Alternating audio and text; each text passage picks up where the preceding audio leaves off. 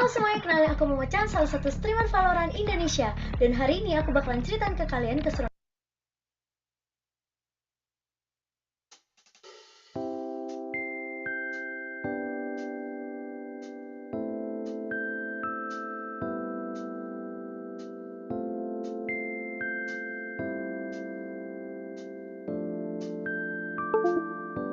Biasa sa cinta, satu sa pinta, jangan terlalu mengekang rasa. Karena kalau sasu bilang, saat akan berpindah karena susayang. Jangan kau berulah, saat akan mendua. Cukup jaga hati biar tambah cinta. Karena kalau sasu bilang, saat akan berpindah karena susayang. Dan ini semua tentang hati, jadi coba pikir kembali. Janji tak mungkin ku ingkari karena alasan tak kabari. Kasih kau begitu curiga, berubah kini kau berbeda. Jika ku kuat atas nama cintaku, tak suka paksa, itu masalahnya. Biarkan cinta tumbuh sebisanya. Cinta dan resah itu pelengkapnya. Jangan hanya datang dan tinggalkan lara. Aku tetap cinta walau tak bersuara. Biasaku cinta, coba kau pahami. Ku sudah bilang sayang, sayang, jaga hati ini. Tak mendua ku berhenti mencari cukup kau dalam mimpi. Kini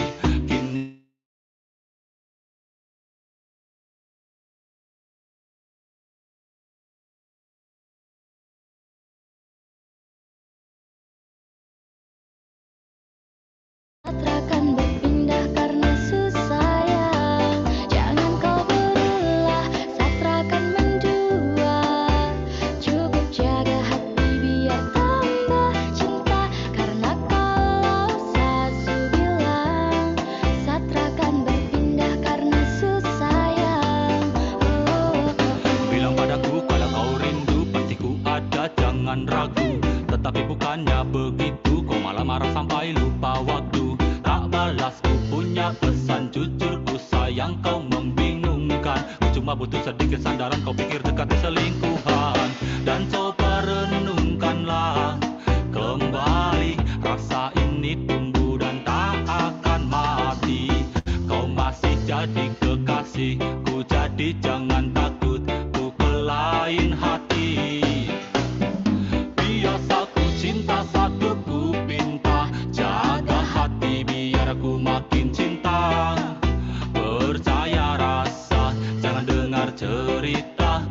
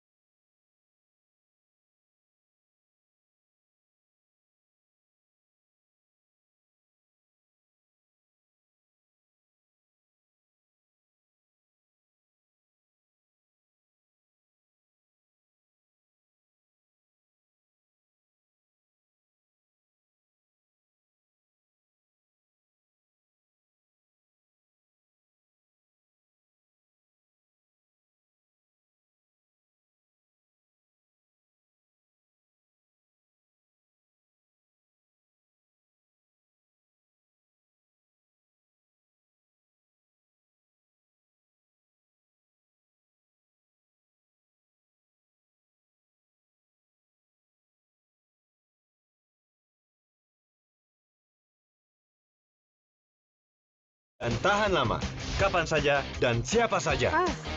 Satu yang pas, salon pas.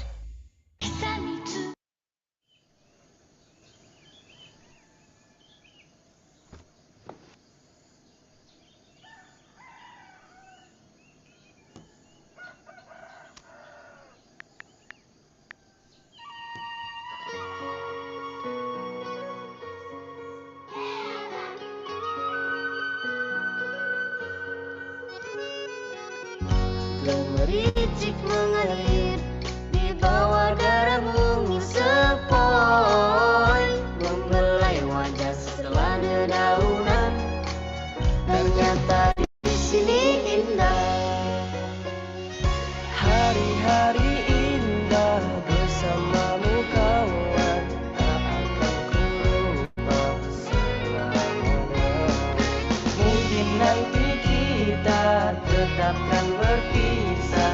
Jangan lupakan kenangan bersama kita di sini. Jangan pernah tidur di kelas. Jangan pula malas-malasan belajar. Perhatikanlah ustadz-ustadzmu yang telah ikhlas mengajarkan ilmunya. Ijhad wala taksan, wala taku ghafilan, fanadamatul uqbah liman yatakasan. Sungguh indahnya belajar yang berdoa. Sungguh indahnya menggapai cita-cita. Katakanlah Allah selalu bersama, mengiringi setiap langkah hidup kita. Ingatlah selalu akan segala yang diberikan, niscaya Allah beri kasih sayangnya. Subhanallah, Maha Suci Allah.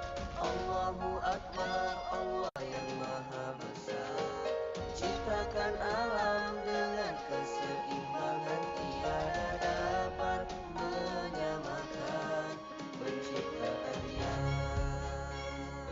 La takhaf wa la tahzan, innallah, innallah, innallah, Allahu ma'ana. Kawan coba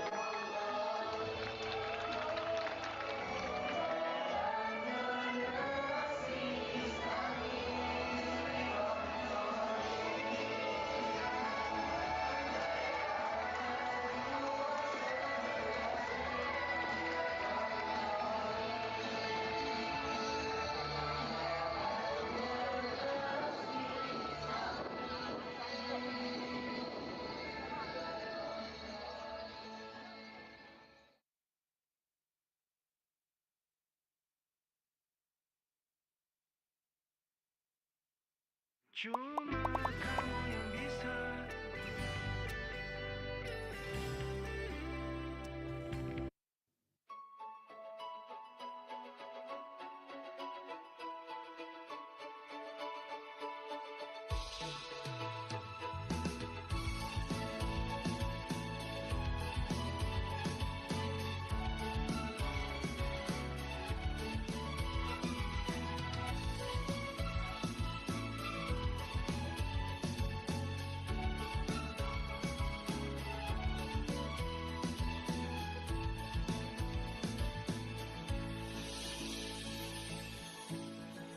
Malam sinaran fajar hangat mendekap surga ini, membuka mata hati dalam keterpurukan ini. dengan keyakinan kita untuk perjuangan, indah dalam citaku menggapai impian. Satukan langkah kita dengan penuh senyum bahagia. Semua akan menjadi nyata bila kita selalu bersama. Langkah maju dan teruslah kau berkarya dalam kebersamaan, kita inspirasikan dunia. Semangatmu kawan, inilah saatnya kita bersatu, Berdaya tanpa lelah, berjuang lillah, menjadi inspirasi dunia. bersamamu kawan. Marilah kita melangkah maju, Kobarkan semangat, satukan umat, menciptakan kehidupan Islami.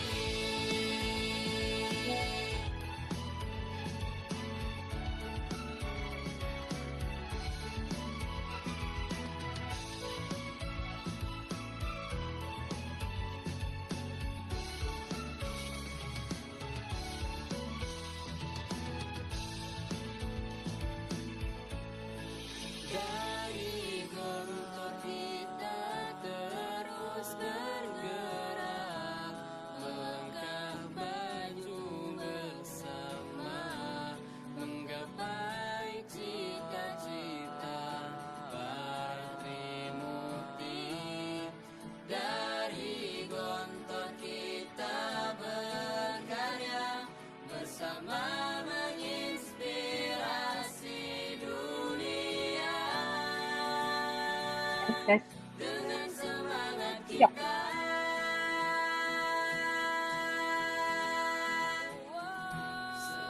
semangatku kawan, inilah saatnya kita bersatu. Selamat pagi Bu Dian.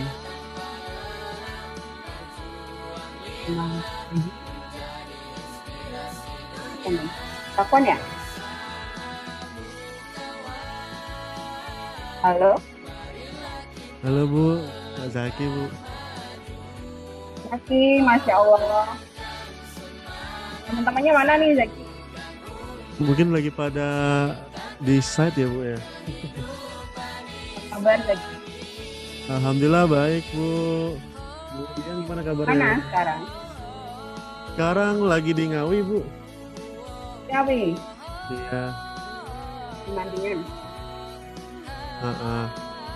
Mampir ke sini.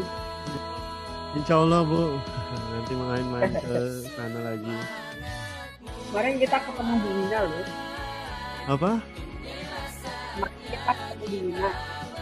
Iya Pasti aja yang kemarin. diomong itu Zaki. Masih buat saya ini. Rupanya dekat Bu, rumah yang di Magelang itu sama rumahnya Bu Wina deket banget. Dan ternyata Saudara, bapaknya Bu Wina itu temannya mertua saya Bu. Makanya dekat Masya Allah. ternyata. Ya ini ya, dari antum mahasiswa tuh udah kecium bau saudara gitu ya. Iya Bu, kayaknya Bu. Makanya gak tahu ini doanya Bu Wina juga kayak jadi orang Magelang saya. Saya loh. Iya Bu. Heeh. Oke, Zaki. Iya Bu. Antum di Ngawi kontrak. Iya Bu, ini kami kontrak saat ini.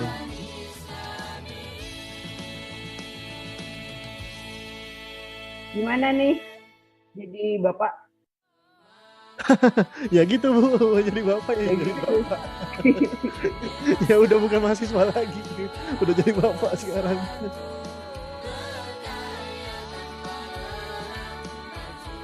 Nah, pengalaman jadi bapak beranak satu. Ya, bapak beranak satu sekarang. Ya, Bril. Ini kebetulan lagi ngikut Itu Zoom maksudnya. bareng. Hah? Ikut Zoom ini. Oh ya? Iya. Mana on cam dong, on cam. Health is life. Ayo Keep sini. yourself healthy with vitamin C, an antioxidant that fights free radicals and helps strengthen the immune system. Stay healthy with UC 1000 vitamin. Healthy inside, fresh outside. Ah, Halo, Setiap langkah Siapa bantu bisnis Anda maju. Azril. Tuh. hai Azril. Kayak penyiar radio ya. Azril. Tuh. Sorry nih masuk ke dalam Zoom kamu itu. Ngikutin Zoom.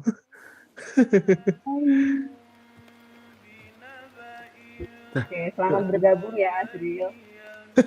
Jadi keluarga ketiga kamu di sini. Dah, yuk turun lagi situ.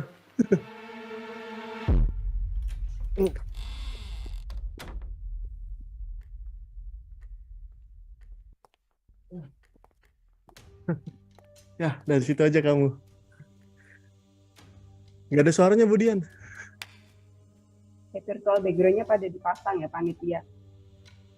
Ini Udah kamu di situ, oke? seharusnya kau tanyakan pada diri kau sendiri, mengapa seharusnya kau di sini? Emang anak kenapa? Sudah lama, apa sih yang anta pikirin? Jangan-jangan tentang segala kegiatan yang ada di kelas 6. Nah, pasti itu kan yang buat anta gelisah. Iya kan? Enggak. Iya kan? Enggak. Teman-teman, salah satu dari teman kita ini ada yang gelisah. Kira-kira dari kalian semua ada yang tahu penyebabnya? Pasti belum mandi, belum makan, alah belum sholat, belum nyuci, nggak bisa ujian, makan sendiri tuh, banyak pikiran. Semua diam, pandangan tertuju ke saya. Dengar sini. Penyebab teman kita ini gelisah di pondok adalah gak betah di kelas 6.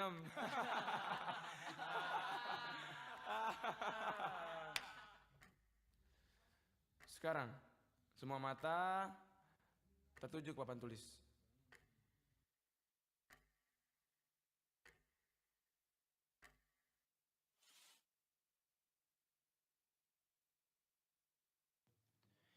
Ini adalah bukti perjuangan kita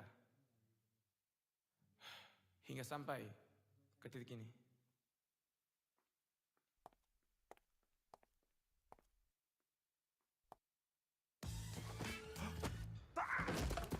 Outside, enaknya bikin lupa segalanya.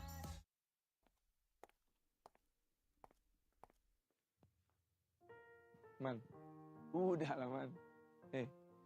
Pondok tuh man, yang penting niatnya yang tulus man. Masalah hasilnya, insya Allah man, buat kita bahagia man. Man, seperti moto kita bersama, man. Apa itu? Al barokatu goyatuna abadan. Man, setuju nggak? Pondokku salawase, pondokku satenane, ora ono sing liyane, pokoke ya oh ya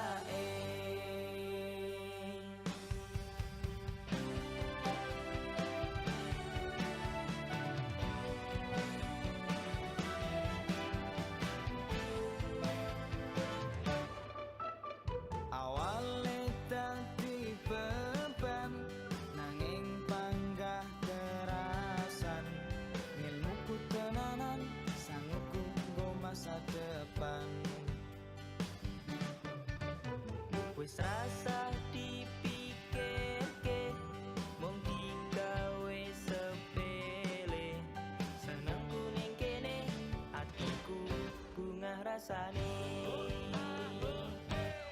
Pondokku salawase, pondokku satenane, ora ono sing liyane, pokoke ya oh ya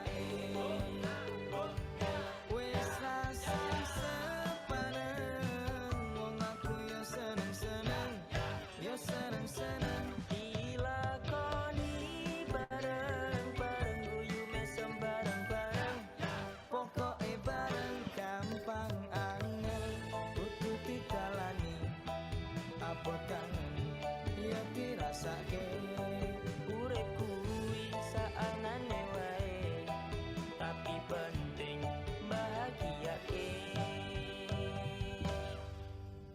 Wis rasa dipikirke digawe sepele, senengku ning kene atiku bunga rasane. Wis rasa sepaneng, wong aku yo seneng-seneng, yo seneng-seneng, dilakoni bareng-bareng, guyu mesem bareng-bareng, pokoke bareng, gampang angel, kudu ditalani, apa kangen yo dirasake, urip kuwi saanane wae, tapi penting bahagiake.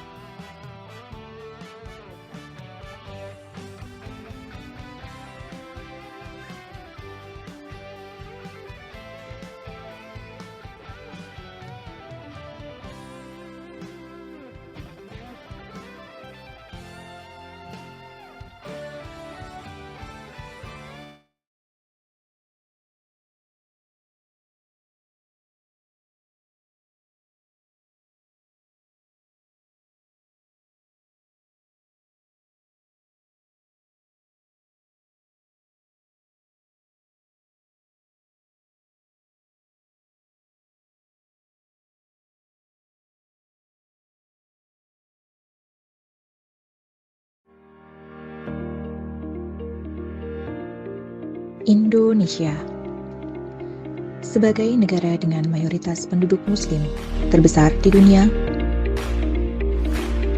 terus berupaya untuk menjadi negara yang maju dan sejahtera. Dalam mendukung pembangunan di Indonesia, maka diperlukan peran serta umat Islam sebagai mayoritas di Indonesia untuk mempersiapkan SDM produktif yang tidak hanya menguasai ilmu pengetahuan dan teknologi, namun juga bertakwa dan berakhlak mulia.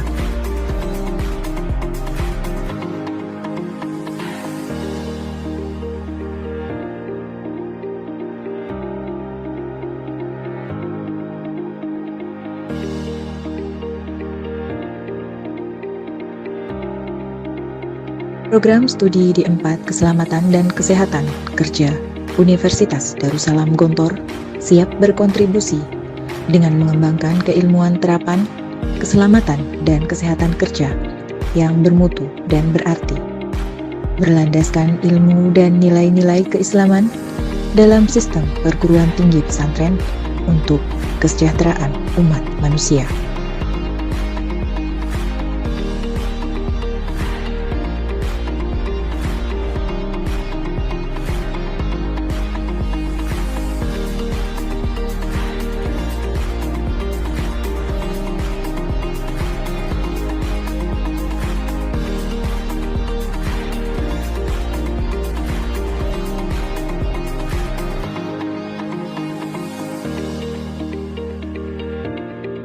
Dalam rangka menciptakan tenaga yang ahli dan terampil di bidang keselamatan dan kesehatan kerja, namun tetap menjunjung tinggi nilai-nilai keislaman.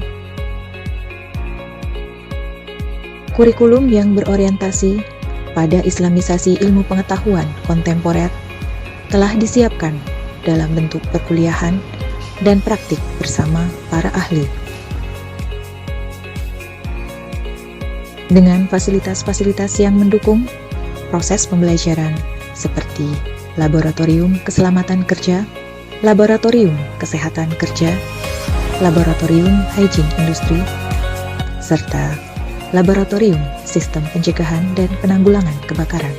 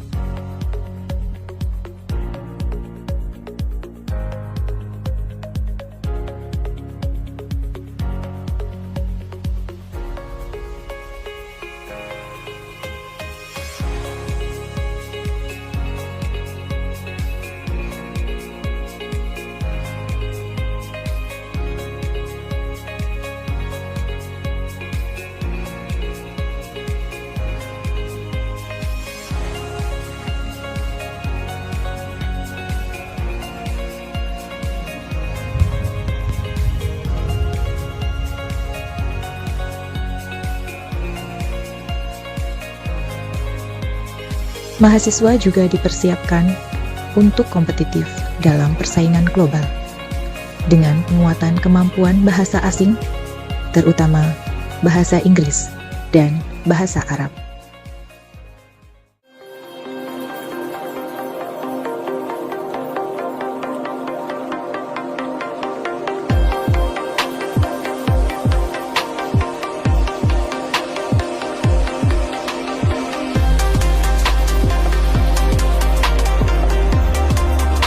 Kualitas pendidikan dapat dilihat dari lulusan yang dihasilkan program studi D4 Keselamatan dan Kesehatan Kerja Universitas Darussalam Gontor yang telah berkarya di berbagai sektor industri di Indonesia.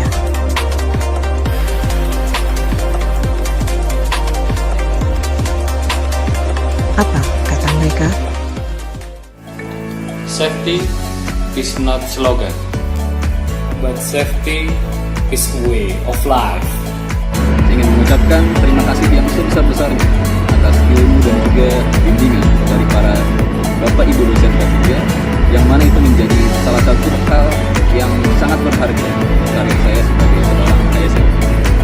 Pesan saya untuk prodi tetaplah menjadi program studi yang disegani menjadi contoh bagi prodi-prodi yang lain yang memiliki integritas dan juga komitmen untuk mensukseskan alumni-alumninya sebagai lulusan yang memiliki kapabilitas dan juga pengetahuan yang mendalam. Safety is not only slogan, but safety is way of life. K3 Unida, keep safety, BLT, Jaya, Jaya, Jaya.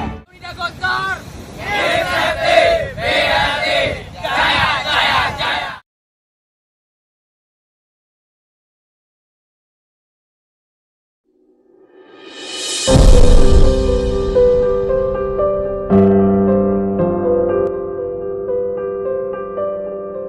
University of Darussalam Gontor is a pesantren best university, which is a Wakaf college under the auspices of Pondok Modern Darussalam Gontor.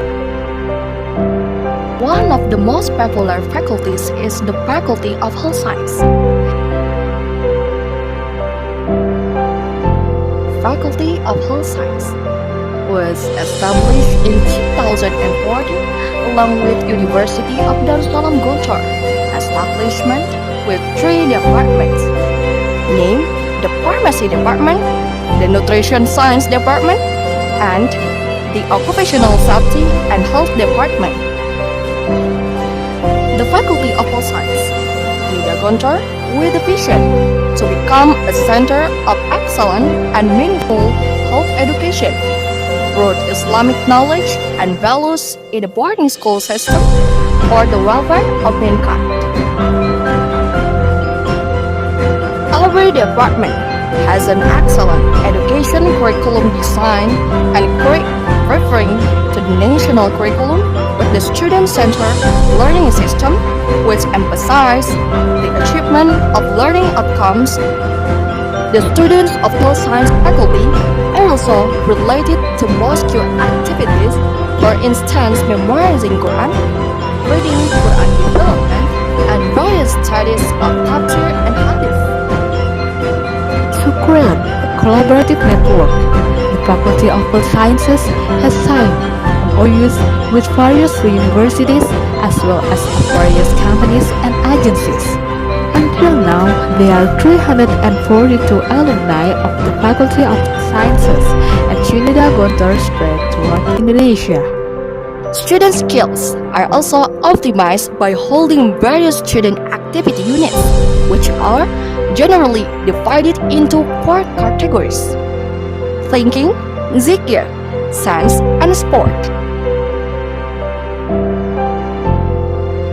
Lecturers in the Faculty of Health Science participate in various competency events, including national and international seminars, call for papers, and be a speaker at various events.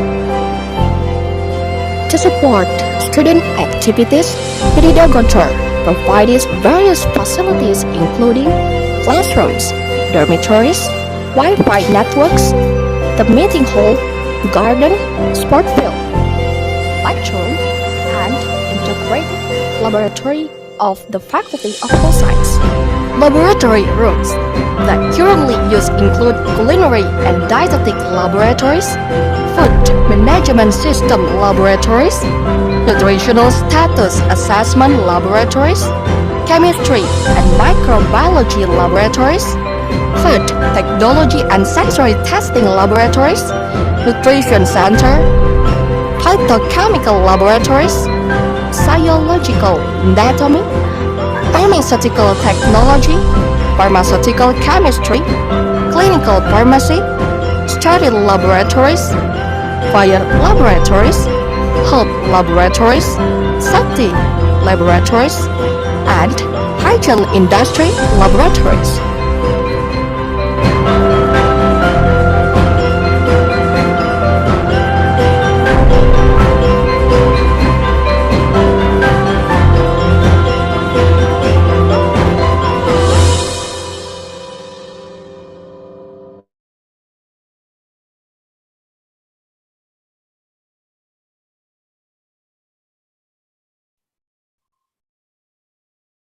Baik, good morning and welcome to our guest today, Dr.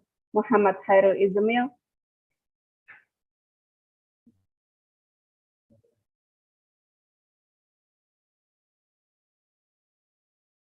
Selamat pagi, Dokter.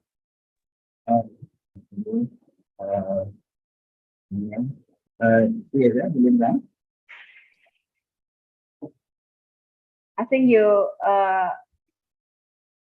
speaker is still muted. Okay, can you hear me? Dengar nggak?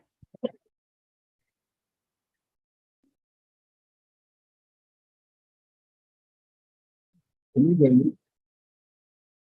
Okay.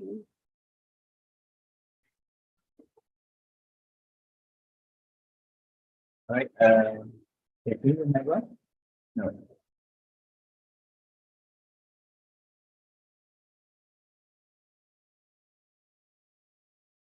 Hello. I think here is Assalamualaikum. We still not hear your voice. Hello, hello. It's still so low. Yeah, I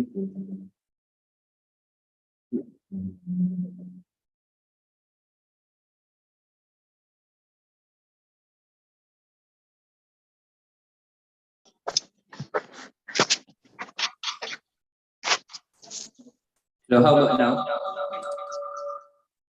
Hello? Oh yeah.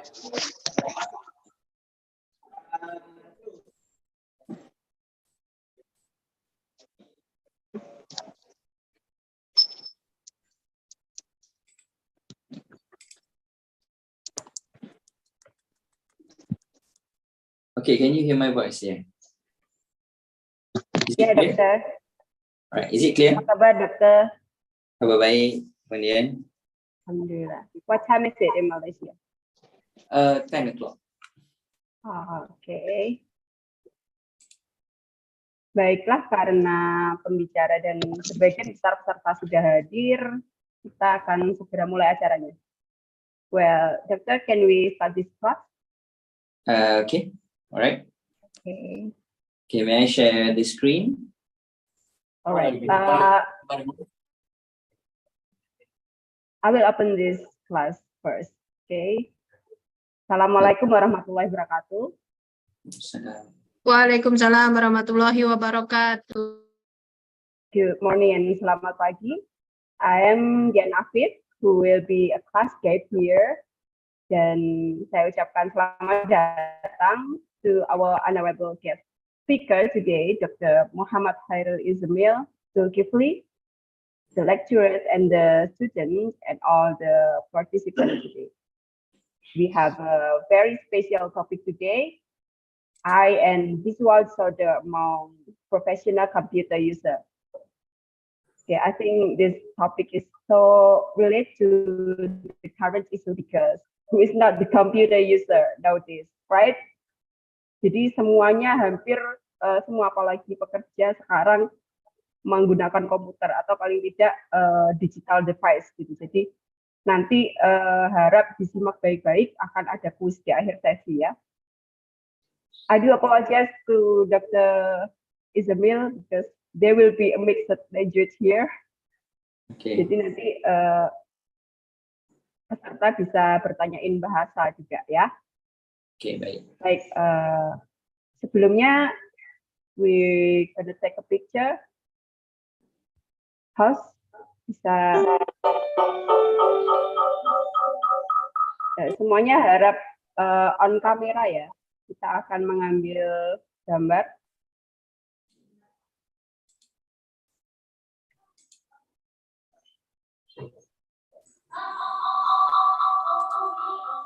Okay. 3, 2, 1. Okay, next slide.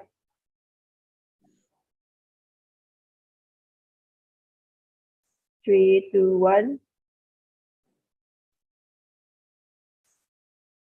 Okay, next. 3, 2, 1.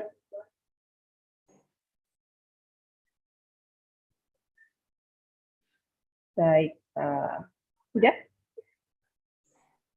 Oke, sebelum memulai kegiatan public lecture kita hari ini, saya akan menampilkan video health induction for online participants.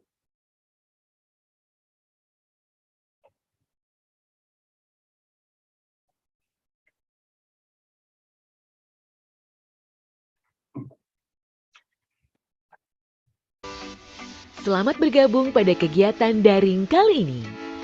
Sebelum memulai kegiatan, sesuai dengan peraturan keselamatan kerja, marilah kita perhatikan safety induction berikut dalam melakukan kegiatan daring agar terhindar dari ketidaknyamanan atau cedera selama bekerja secara daring. Mari perhatikan hal-hal sebagai berikut. Pertama, apabila kegiatan daring dilakukan bersama dalam satu ruangan, tetap jaga prokes, kenakan masker, dan saling menjaga jarak. Kedua, pastikan posisi duduk ergonomis di antaranya adalah duduk tegak tidak membungkuk, sudut siku rata dengan keyboard, leher tidak menunduk. Ketiga, atur pencahayaan dan jarak perangkat monitor Anda agar terhindar dari dampak buruk pada mata seperti radiasi dan mata lelah. Keempat, gunakan aturan 20-20-20. Setiap 20 menit menatap layar, arahkan pandangan sejauh 20 feet atau sekitar 6 meter selama 20 detik. 5. Lakukan peregangan otot di sela bekerja, terutama peregangan pada bahu, leher, dan pergelangan tangan. 6. Perhatikan penggunaan listrik perangkat-perangkat Anda. Jangan membebani stop kontak berlebihan. Perhatikan bahaya yang bersumber dari kabel charger, saklar, kabel, dan perangkat di sekitar Anda. 7. Perhatikan alarm tanda bahaya. Pastikan Anda mengetahui suara dalam bahaya di lokasi Anda. Jika terjadi kondisi bahaya, lakukan evakuasi diri menuju lokasi aman atau titik kumpul atau assembly point jika Anda di gedung perkantoran. Dan ikuti panduan tim tanggap darurat yang bertugas. 8. Hindari aktivitas berbahaya. Tidak melakukan aktivitas lainnya yang membahayakan keselamatan, seperti mengemudi saat rapat daring. 9. Terakhir, jika Anda mengalami rasa tidak nyaman atau nyeri pada sistem rangka otot tubuh usai berkegiatan secara daring, konsultasikanlah dengan dokter. Berkegiatan secara daring sudah menjadi dunia baru kita. Mari tetap perhatikan keamanan dan keselamatan agar performa kerja tetap prima. Selamat bekerja secara daring. Tidak ada yang lebih penting dari jiwa manusia.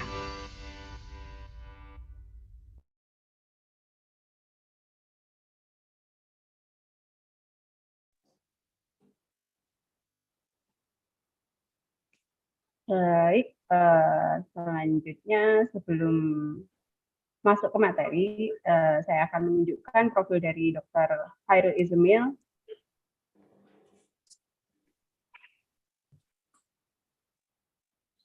Apakah sudah terlihat layarnya? Baik, beliau adalah Dr. Muhammad Khairul Izamil bin Zulkifli. His last academic title as PhD Doctor of Neuroscience is from University Science Malaysia. He was a Bachelor of Medicine and Surgery from University of Cairo, Egypt. And his professional experience start from graduate medical officer, research assistant, research officer, and his current occupation is as a senior lecturer of OSH Department, University Malaysia, Pahang. There are a lot of trainings and awards related to his subject.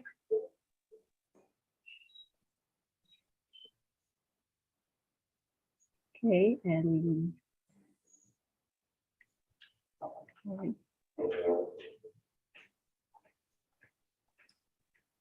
I cannot drop down. Okay, and his research recently about neurology and noise-induced hearing loss, and there is several publications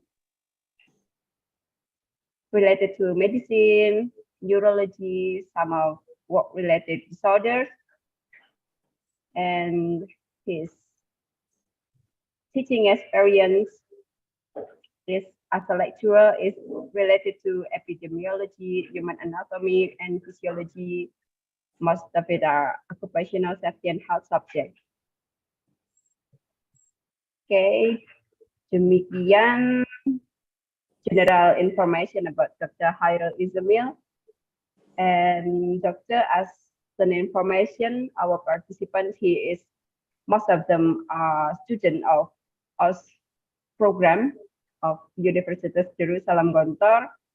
Some of them are lecturer and some of them are general participants.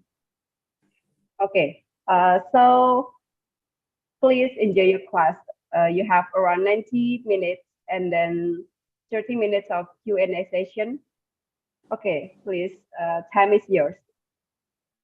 Would you share your own screen or I could help you? I will share my screen. Okay, please, Doctor.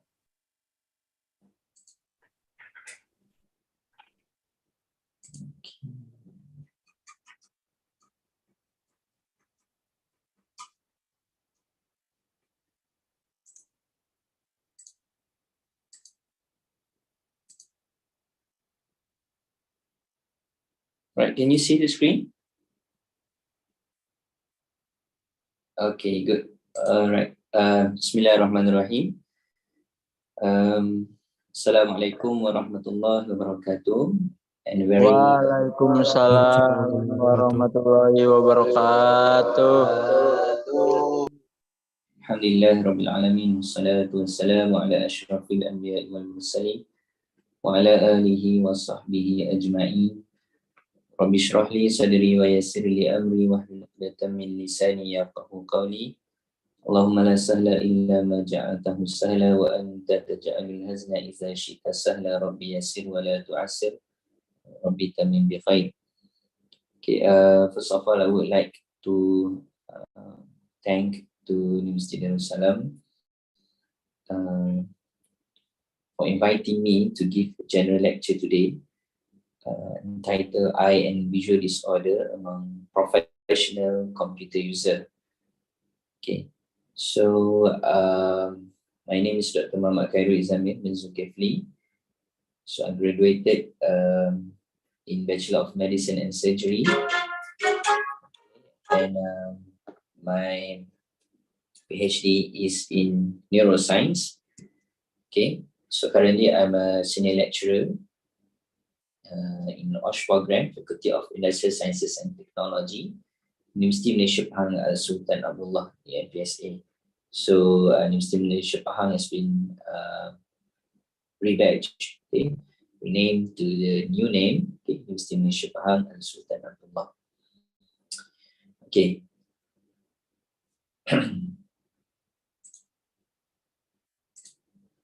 Okay, so for the outline of our lecture today, so we will discuss about the anatomy and physiology of the eye, the first part of the lecture. And the second one will be the computer vision syndrome, which highlighted the title that for the presentation today. Okay, so before we start, I want all of the participants today, I would like to invite all of you to scan the QR code and answer the pre-lecture quiz. So I will give you about 5 minutes. Okay, so there are 7 questions there in the Google Form link. I just want to know about your fundamental or basic knowledge regarding the eye, anatomy and physiology of the eye, and also the computer vision syndrome before we start our lecture today. Okay, so I would like your cooperation, okay, to scan the QR code and try to answer the questions, okay, and maybe we can, and then we can start our lecture. Okay, I give you 5 minutes, so about 9:20 there, 9:20 a.m. we can proceed with our lecture. Okay, is it okay, Puan Lian?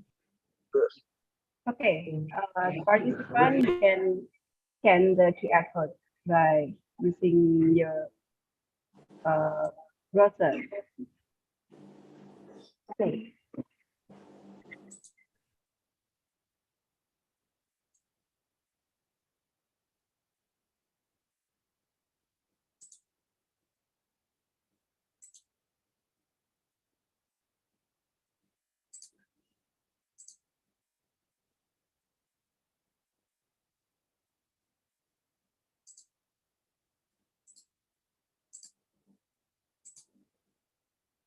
Or you can click the Google Form link that I have posted in the chat box.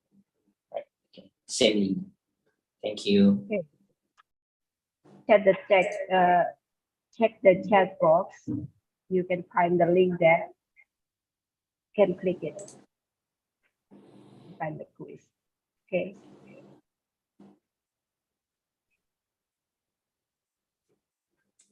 Yang belum bisa scan QR bisa cek di chat box. Ada linknya di situ, bisa diklik. Ya.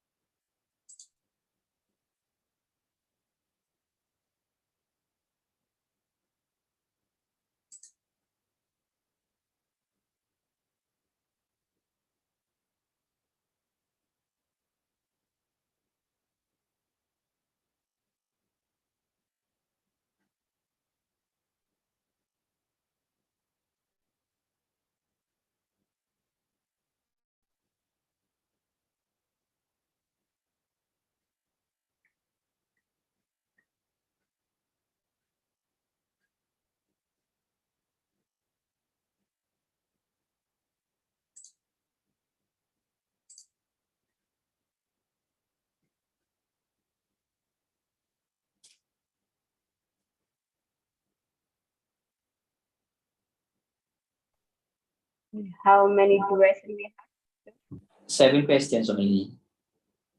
Okay.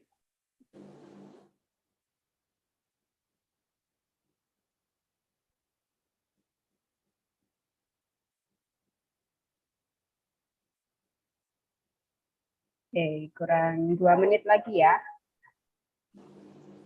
Yeah, just answer the questions without thinking too much.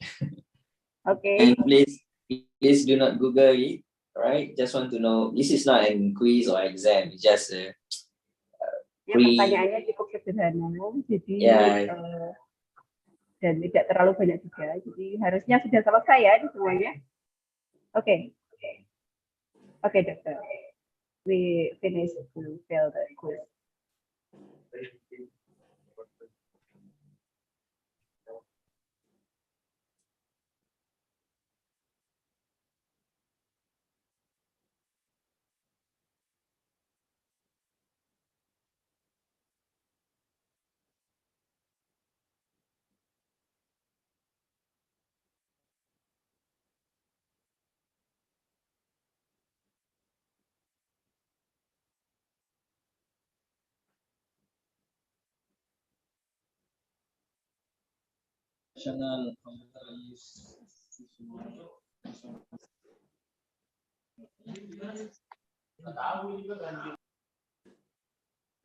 Sudah.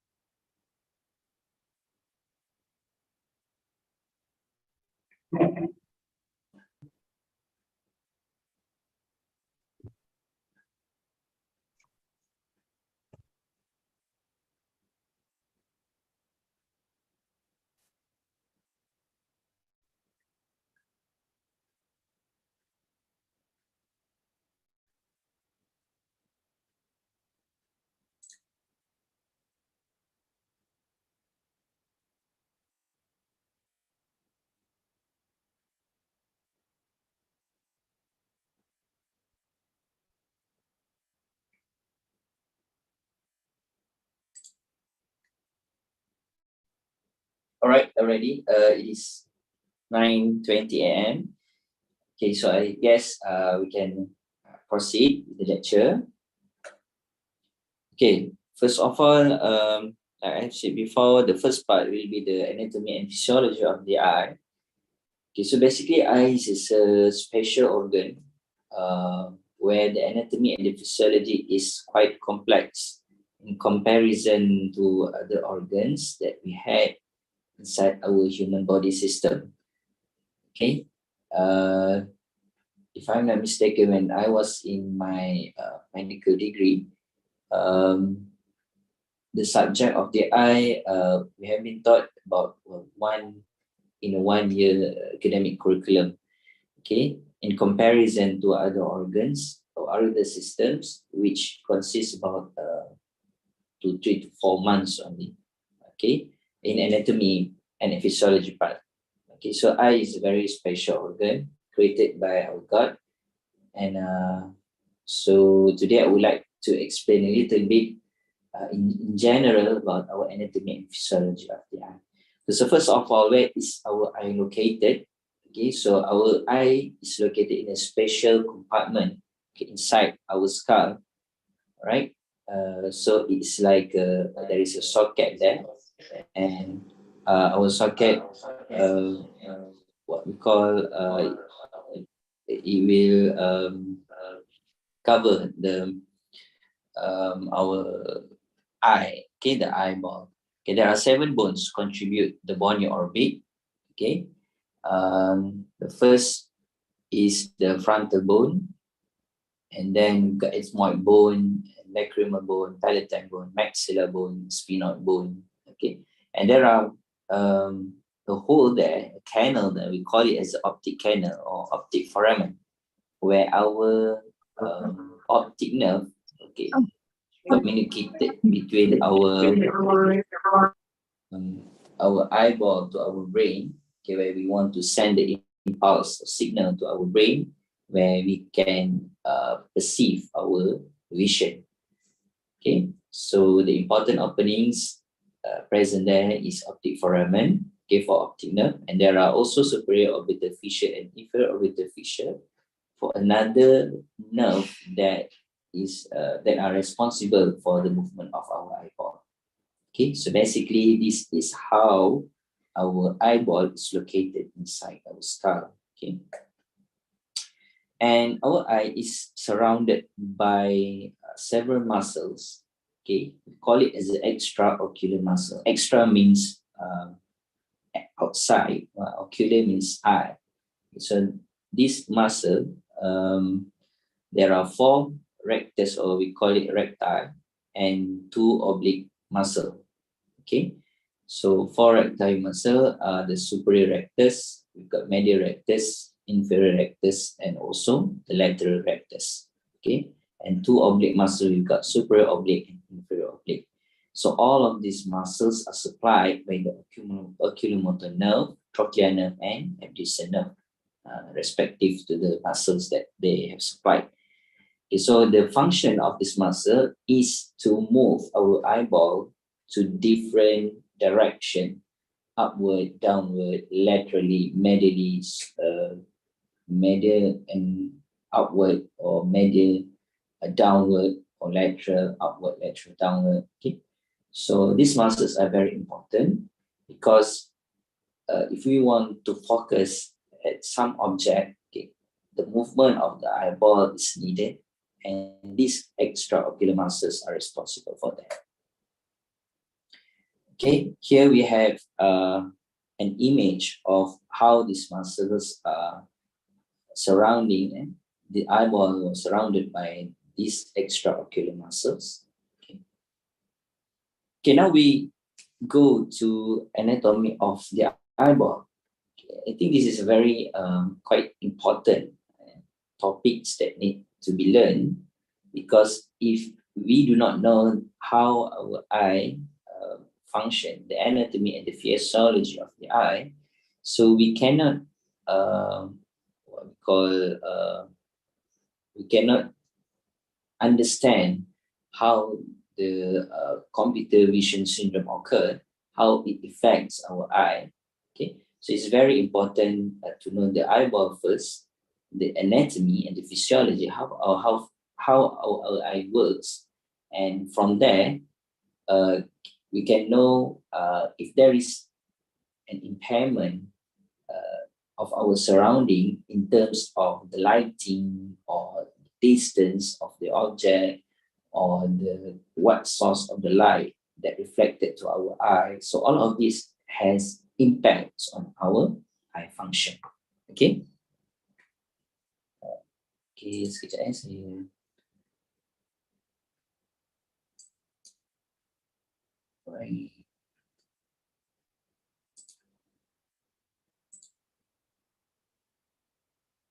I'm sorry, I do not know why there are what we call this kind of.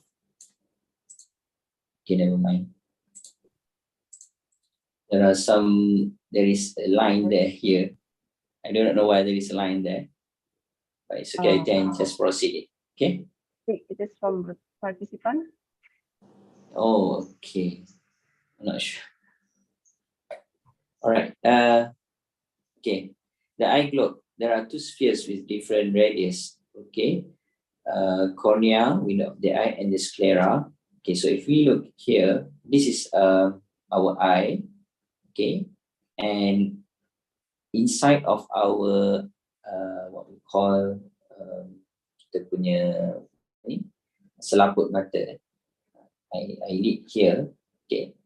We call it as a conjunctiva, right? There is a palpebral conjunctiva and also bulbar conjunctiva. The palpebral conjunctiva attached to our eyelids, while the bulbar conjunctiva covered up our eyeball. Okay, so when there are some inflammation of our conjunctiva, we call it as a conjunctivitis or hemorrhage below the layer of our conjunctiva. We call it as a subconjunctival hemorrhage. Okay. So conjunctiva covered our eye from outside. And here, this is where the bulbar conjunctiva located, okay, covered up our eyeball, while the palpebral conjunctiva cover up our eyelid. Okay, so the function of the conjunctiva basically to protect our eyeball from too much exposed to outside. Okay, the coats of eyeball, we got three coats, we got three layers, okay, of our eyeball. The first one, the outer one, there is a sclera and the cornea. The sclera covered up the area inside of our eyeball, while not inside, it is the deep, okay, while the outer side here is a cornea. And then the middle layer, we've got the vascular coat where the blood supply is there. Okay, we got the choroid and ciliary body and iris. Okay, so this is a ciliary body. This is iris. Iris forms the pupil. Okay, covered its function is to control the amount of light enters of our eye. Ciliary body, its function is to modify our lens thickness. Okay. And then we've got the inner side, the most inside is the retina, where the retina main function is to capture the light, okay, transmit the light energy to electrical impulse, where this electrical impulse then will be transmitted through or via optic nerve to our brain so that we can perceive the vision. So we can know what kind of image we see, we can interpret the image. Okay, so basically these are the coats of the eyeball. 3 layers. We've got 3 layers: outer, middle, and inner layer of our eyeball. Okay, we go to the outermost part, which is the cornea. Okay, so cornea this is a cornea. Okay, the outermost layer of our eyeball, okay, exposed to the outside. So it is transparent. Vascular means there is no blood supply here, and regularly arranged collagen fibers. And if put it under the microscope, we can see that there are several layers covering up or compose this layer of cornea. Okay, so the main function of cornea is basically to do a refractive function. Means that when light enters our eye, it will first be refracted through this cornea, then go to the lenses, and then go to the retina, so the image can be reflected and fall into retina to be elicited. Okay, and then we've got chambers of the eye. Chambers means there are areas, space inside our eye. Okay, our eye has spaces. Okay, 3 chambers. Okay, these spaces usually are filled with fluid. Okay, the first one we call it is the anterior chamber. Okay, and then we've got the posterior chamber. So anterior and posterior chamber is separated by our iris or pupil. And then we've got the vitreous chamber, okay, from the lens to our retina. So the vitreous chamber are filled by the gel-like structure of the vitreous. Okay. So this is an iris or pupil. Okay, when the component of the eye that is responsible to give the color of the eye is our this one, iris and iris. Okay, iris we have a hole inside it. Then we call it as a pupil. Okay, if you realize when we enter in the very dark room, okay, our eye will slowly manage to adapt with the lighting, the amount of light that present there. If the amount of light is very minimal, our iris will relax and more pupil, the pupil will become bigger.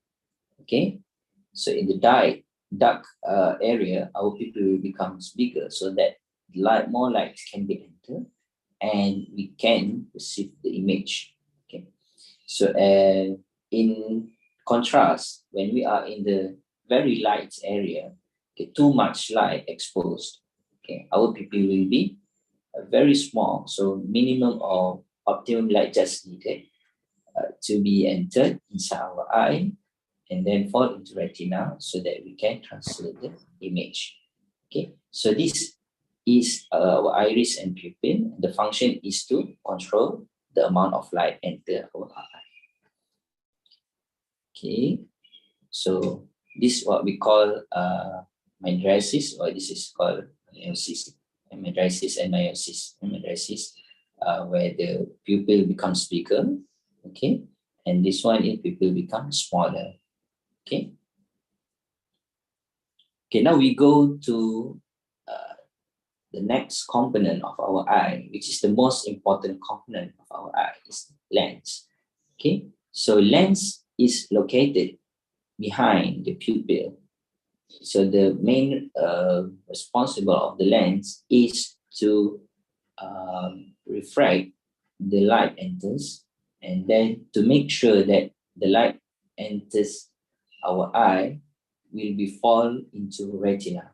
So it is very important to make sure the refractive index is very optimum so that the light is fall into retina. Okay, there are cells there, neuroreceptor there, that will be elicited, and electrical impulse can be sent to our brain for image perception. Okay. All right, so how our lens, the modification of our lens is occurred. Okay, so the ciliary muscle from the ciliary body is very much responsible to modify the thickness of this lens. Okay, when ciliary muscle relax, okay, lens at minimum strength for distant vision. Okay, when we are looking at a very distant vision, okay, the light enters and we need not too much for the refraction occur. So the ciliary muscle will be relaxed, lens are not very thick, and this light can fall into our retina and image can be perceived. In contrast, when we do a close vision, okay, light rays from close object diverge and require more refraction, so more thickness of the lens is needed. So the lens becomes thicker. Okay, the ciliary body contract, and this will make our light and fall into our retina. So you can see here the difference between the distant vision and the close vision. Distant vision, light rays from distant objects nearly parallel and don't need as much as refraction to bring them to a focus. So our lens will be much more relaxed during this phenomena. But in the close vision, light rays from close object diverge and require more refraction for focusing in our retina.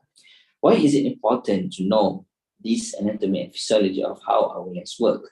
Because when some professional computer user, they are very much long hour exposed to the very near monitor, very near vision, okay, it will impact or affect our the ciliary muscle, the ciliary body, the thickness of the lens, which later, okay, in a long-term period, the muscle becomes weak and the image or the light that enters our eye cannot fall exactly into the retina. And so that's why we can have a blurry vision, not very accurate. The acuity of the vision is very less.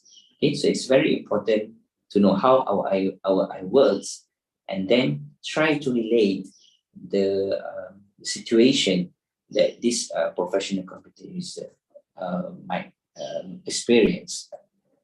Okay, so this is like what I have explained before. Distance focus, not much refraction needed. Okay, so the lens will be relaxed. But in the close focus, more refraction is needed. Our lens becomes thicker. Okay, so this lens is controlled by our ciliary body, and that's how we can the refraction then will make the light falls into the retina very accurately. Okay. All right. This is the next one is the retina. Also the one of the important components of our eye. Why retina is very important? Because this is where our light is converted to the electrical impulse, and then it should be sent to our brain, okay, for image perception. Okay. If we see here, there are many photoreceptors there, such as cone, rod. Okay, so I'm not going to go very detailed there. I just want to say that the image, the light comes, the reflection of the light that brings the image inside our eye needed to fall on the retina so that the image can be perceived. If the image is doesn't fall onto the retina accurately, so we cannot perceive the image, and that's why some people had very blurry image or not very clear. The acuity is not very good. Okay, because the process from the cornea, lens, and the retina is not very optimum. Okay, we need an optimum refraction, we need an optimum light, we need an optimum distance so that this light or image need to be fall on the retina, and that's how the image can be perceived. Okay. Okay, so optic nerve contains around 1.2 million nerve fibers, which are axons of the retina ganglion cells. Okay, so 1 millimeter in the globe, 25 millimeter in the orbit, 9 millimeter in the optic canal, 16 millimeter in the cranial space. Okay. So optic nerve will bring all the image that we perceive in the retina and send impulse signals to our brain for image perception. Okay. So this is how when we receive an image, okay, from the the concept of how we can perceive an image is that an object will reflect the light. Okay, this light then will enter our eye, and this our eye needs some refraction. Light needs some refraction from the cornea and the lens, and the light needs to be put on the retina. It will be fall on the retina, and then electrical impulse is elicited, and this electrical impulse will be brought by the optic nerve to our brain for image perception. Okay, so our eye is a binocular field, means that both it's not the right eye will just responsible for the right area of the image. The left eye is only responsible for the left area of the image. It's not like that. Both eyes is responsible for the right and left part of the image. Okay, right eye responsible for the right and left part of the image. And the left eye also is responsible to perceive the right and left part of the image. Okay, so this information then will be carried out, okay, from the optic nerve, okay, and then there are some decussation, okay, some cross fibers, okay, from the outer part, the inner part and the outer part of the eye, okay, and then we go to the optic tract, and then they will relay here in the laterogenic nucleus of thalamus, okay. So it will there are some synapses of nerve impulse here, and then we go to our left and right visual cortex to perceive the image. So both right and left part of our brain is responsible for the both part of the image, right image and also left image. Okay, so our visual area, so our cortex, is located at the back of our brain. We call it as a occipital lobe. Okay, so in some cases, like stroke patient, okay, who had the bleeding or the ischemia or the what we call necrosis of the brain tissue at occipital lobe, usually there will also an impairment of the vision. Okay, means that they have a very good eye, they have good cornea, they have good lenses, they have good retina, they have good optic nerve, but the nerve inside their brain, okay, the perception cannot be done there. So they also cannot see the vision as well. So that is very important. If we can know the anatomy and physiology of how our eye works, if there is some impairment along the pathway, so the vision might be impaired. Okay, next we go to the axillary structures. It's not part of the eyeball per se, but the lacrimal apparatus is also important, okay, to protect our eye. Okay, lacrimal glands secrete tears into the upper pharynx of the conjunctival sac, which are spread over the surface of the cornea as a tear film by blinking of the lids. Okay, so there is a lacrimal gland here. So lacrimal gland is responsible to secrete the tear water. Okay, and the tear accumulate at the inner canthus. Okay, this is the inner canthus, and drain into the lacrimal sac. Okay, this is the lacrimal sac. Okay, we have the butter and canaliculus. So it lies a canal there. So here the tears will come from the lacrimal gland. Okay, we wash out all the corneal surfaces, and then the eye will be drained into the lacrimal sac. Lacrimal sac is continuously inferiorly with the nasolacrimal duct. So this is a nasolacrimal duct. Why is it naso? Naso means our nose. Okay, lacrimal, the gland. Okay, so there is a communication between our eye and our nose here. Okay, it's open into the nasal cavity just beneath the inferior tympani. So that's why when we are crying, when we cry, usually it will be followed by some what we call we got some selsema lah, kita panggil dalam bahasa Melayu. Okay, running nose. Okay, every running nose, because of this eye will be accumulated at the lacrimal sac and then will be drained into the nasolacrimal duct into our nose. Okay, so this is the process of how I explained before. Okay, lacrimal gland secrete the tears, and the tears then will be accumulated in the sac, and then will be drained into the nasolacrimal duct. Okay, so we have learned about the anatomy and the physiology of the eyeball, how the image is perceived. Okay, right. So optics of the eye means that how this anatomy of the eyeball, okay, is responsible for the image perception. Okay, our eye is like a camera. Okay, light must have a clearly pathway to be clearly focused on the sensory receptors of the retina. Okay, so there must be a clear cornea, anterior chamber, good lens, and the vitreous cavity. So all of this light will come into our eye, and it will be focused on the retina. If some of these components have problem, Okay, so the image or the light cannot be focused on the retina, so we cannot perceive the image clearly. The refractive power of the eye is about 58 to 62 diopters, means that the light enters our eye, okay, have some refraction power. Okay, so the refraction could approximately about 58 to 62 diopters. Okay, the image projected onto the back of our eye is upside down. Our brain decodes this image so that we perceive it the right way up.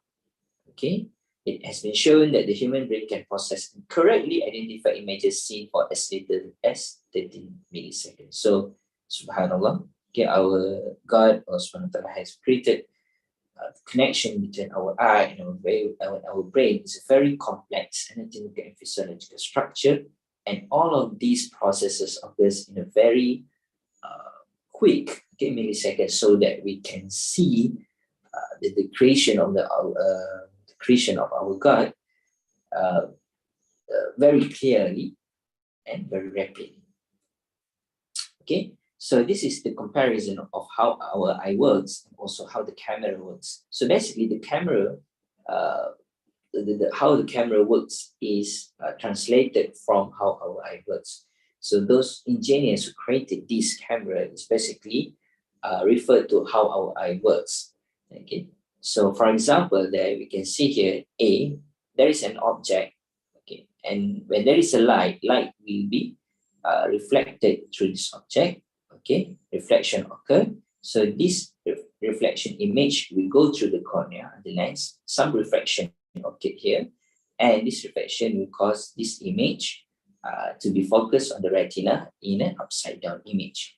And how we can see this image in a proper way, because the impulse or the information that's sent to our brain then will correct this image to the proper one, and that's how we can see the object is in a real position. Okay. And B here we can see how the camera works. So basically, the process it's a similar process of how our eye works and the camera works. Okay, so when light falls on the retina, it is transmitted as electrical impulse to the optic nerve, and from there to the brain, where the upside down 2D image is processed into a right side up 3D image. The incoming electrical impulses are separated and analyzed in different parts of the brain. Okay, so light strikes the object, light reflects the eye from the object, light forms the retinal image. Retinal image activate receptors, electrical impulse, okay, transmitted to our brain. A receptor sends signals to our brain. Brain combines neural signal from receptor with stored information, and that's how we perceive our image. Okay, and that's how vision works. Okay. Right. So the most important elements that is responsible for this image perception, okay, the first one, especially for the refraction, is the cornea, okay, the outermost part of our eyeball. So cornea is the major refracting element of the eye with a power of approximately 40 diopters. If the curvature is greater in one meridian than the other, called as astigmatism. So people who have astigmatism, okay, means that there are some impairment or abnormal in their cornea curvature. Okay, so the refraction cannot occur very properly. So when refraction of light cannot occur properly, so the image will not be focused on the retina, and so that's how they cannot see the image properly. And the second component of the eye that's responsible for the refraction is the lens. But the lens is responsible about 17 to 21 diopters, while the cornea up to 40 diopters. So accommodation able to change the power of the lens markedly depends on age. Okay, so our cellular body, okay, have muscle. So when we becomes older, this muscle becomes weak. So the modification of the lens also will be impact as well. So that's why in older people there are some we cannot see some images of some things properly, because one of this what we call one of these reason. Okay. All right, refractive error. I have explained before just now that refraction of the light is very important so that the image can be focused on the retina. Okay. Normal vision occurs when light is focused directly on the retina rather than in front or behind it. Okay. Nearsightedness, okay, those who had kita panggil rabun jauh lah. Okay. Visual image is focused in front of the retina, and we need another lens, which is our glasses or spectacles, to fix this refraction of the light. And that's how we can put the refraction of the light onto the retina. For the farsightedness, or we call it as the rabun dekat, okay? The visual image is focused behind the retina, and we need a special concave lenses to correct this light so that it can be put on the retina and image with can be perceived. Okay, so for those who had rabun jauh or nearsightedness, okay, this phenomenon we call it as a myopia, and the lenses that we needed to correct this myopia is the what we call biconcave lenses. Okay, by the hyperopia or farsightedness or rabun dekat, we need lenses, biconvex lenses, to correct the refraction light area, okay, and then it will be put on the retina. Okay, so that's how the image is. Okay. So now, when we know the anatomy and physiology of the eyeball, how the image is processed, how the refraction of the light is occur inside our eye, and what kind of refractive error might occur. So after this, in the next topic, in the next subtopic, in every incidence or in every case, okay, it will affect either of this cornea, effect of this lens, either the light is from the light itself there is problem there, or our retina. So all of these components, if there is impairment there, so our vision is also impaired. Okay, so this is the example of how astigmatism occurred because the surface of the cornea or lens is unequally curved. So astigmatism can be caused of either the surface is unequally curved either at the cornea or the lenses. Okay, so the image that will be produced, okay, will not be focused on the retina. Okay, so that's how they become blurry image, and some surgery or lenses, special lenses is needed to correct of this refraction error so that the people or this patient can see the object clearly. Okay, so I guess I have given lecture about 20 minutes. So we need to follow the 20-20-20 rule. Okay, 20 minutes. So I give rest about 2 minutes. Okay, so I hope that every participants here can look further distance 20 feet away, get at least 20 seconds. Okay, so that we can protect our eye and vision from become any eye or visual disorder lah, because of this monitor exposure. Okay, so sekian, about 2 minutes break. Is it okay? Before we proceed to another. Oke, silakan bagi peserta untuk melakukan rule of 20 ya. Jadi melihat ke jarak 20 meter selama 2 menit ya. Okay, actually for 20 seconds, but we do it 2 minutes lah. Okay, 2 minutes. Okay. Now.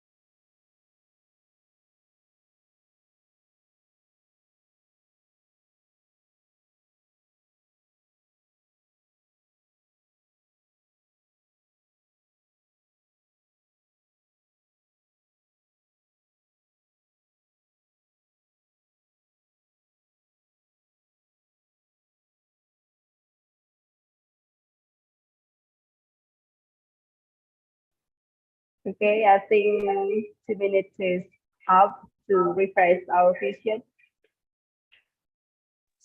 All right. Okay. So we continue with computer vision syndrome. Okay. So now we have learned about the basic knowledge of how our eye works. So after this, it will be much easier for us to understand how the components around us will affect our eye. Okay.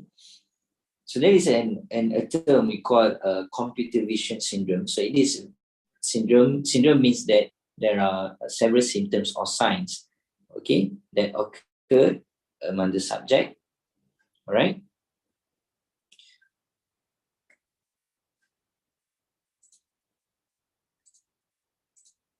Okay, what is CVS? CVS is not the cardiovascular system in this lecture. It is a computer vision syndrome, or we call it as a CVS. It is also known as a digital eye strain. Okay. Some research shows that the continuous screen for at least 2 hours can be enough to trigger symptoms. The longer we spend staring at screens, the more likely we are to develop symptoms. So presence of various ocular, musculoskeletal, and behavioral signs and symptoms produced by the prolonged use of electronic device with a digital screen. Symptoms that appear are blurred vision, conjunctival congestion, eye fatigue, visual accommodation disorder, headache, muscle pain in the neck and back, and also attention difficulties. Okay, so it means that any symptoms or sign, clinical symptoms or signs, they're related to the vision cause of the computer or any electronic devices with the digital screen, we put it under the computer vision syndrome. Okay.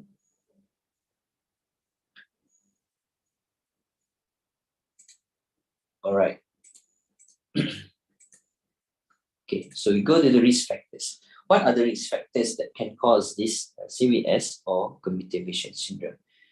Okay, the first one is the infrequent blinking.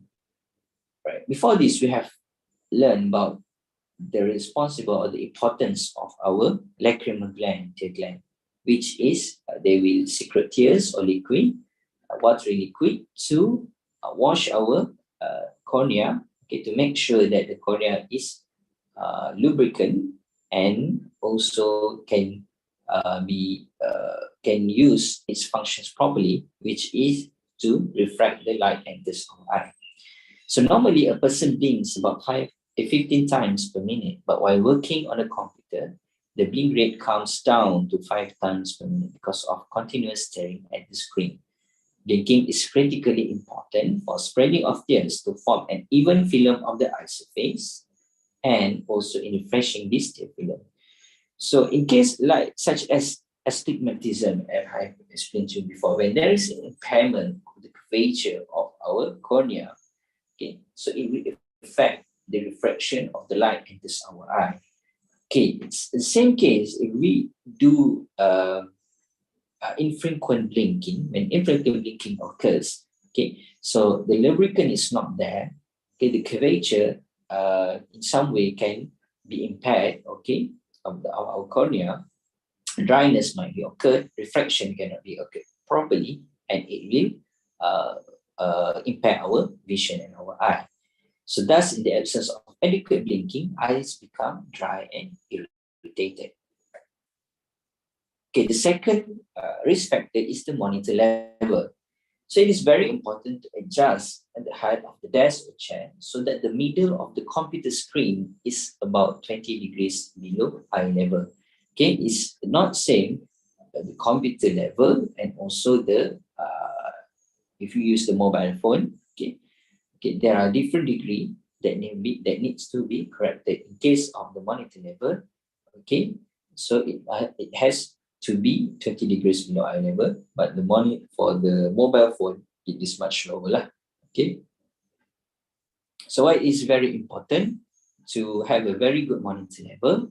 Okay, first, we do not put too much strain on our extraocular muscle so that bring our eyeball downwards or upwards laterally or medially. The second one is to make sure that the light enters our eye is not too much, okay?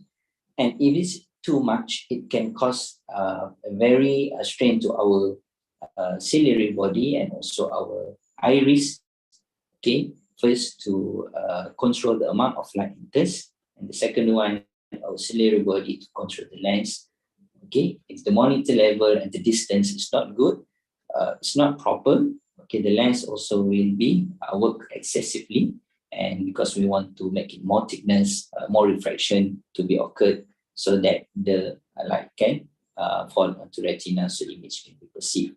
So it is very important to know the monitor level, and also other important factors not related to eye needed to be give attention as well.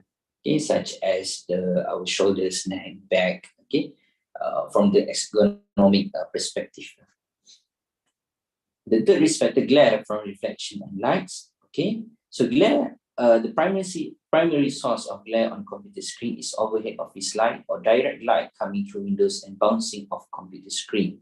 Okay, so glare occurs in vision when light enters the eye and obstruct vision. It can cause loss of visual performance or discomfort when the level of light in the visual field is greater than the amount of light the eyes are adapted to. Yes, Allah subhanahu wa ta'ala, our God, created our eye as iris, has pupil to control the amount of light. But if it's too much light enters our eye, we cannot compensate the light enters, and this will cause, we cannot focus the image onto the retina, and so that's how we cannot have a very good image or vision. The next one is the surrounding light. Okay, light coming from a source located over the device diminishes the contrast of the text on device, leading to eye fatigue and discomfort. Okay, when the surrounding light is too bright, for example, so when we want to read a text or a book, okay, so this surrounding light will mask, okay, the clear vision of this text and cause our eye to put more strain so that we can read it properly. Okay, more strain, more weakness, and then later on it can cause the visual improper visual. So visual acuity loss could be improved in students with the help of elevated light levels, which may delay the response to myopogenic stimuli for the eyes. Okay, so it's very important to have an adequate light. Okay, brightness of the monitor must not be brighter than surrounding light, and vice versa. So increase the contrast on your screen. Okay. So prolonged working hours.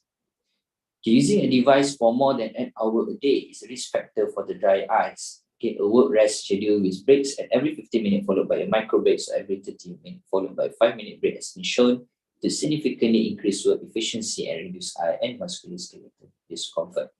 Okay, or we can use also the 20-20-20 rule, okay, to rest our eye during prolonged working hours.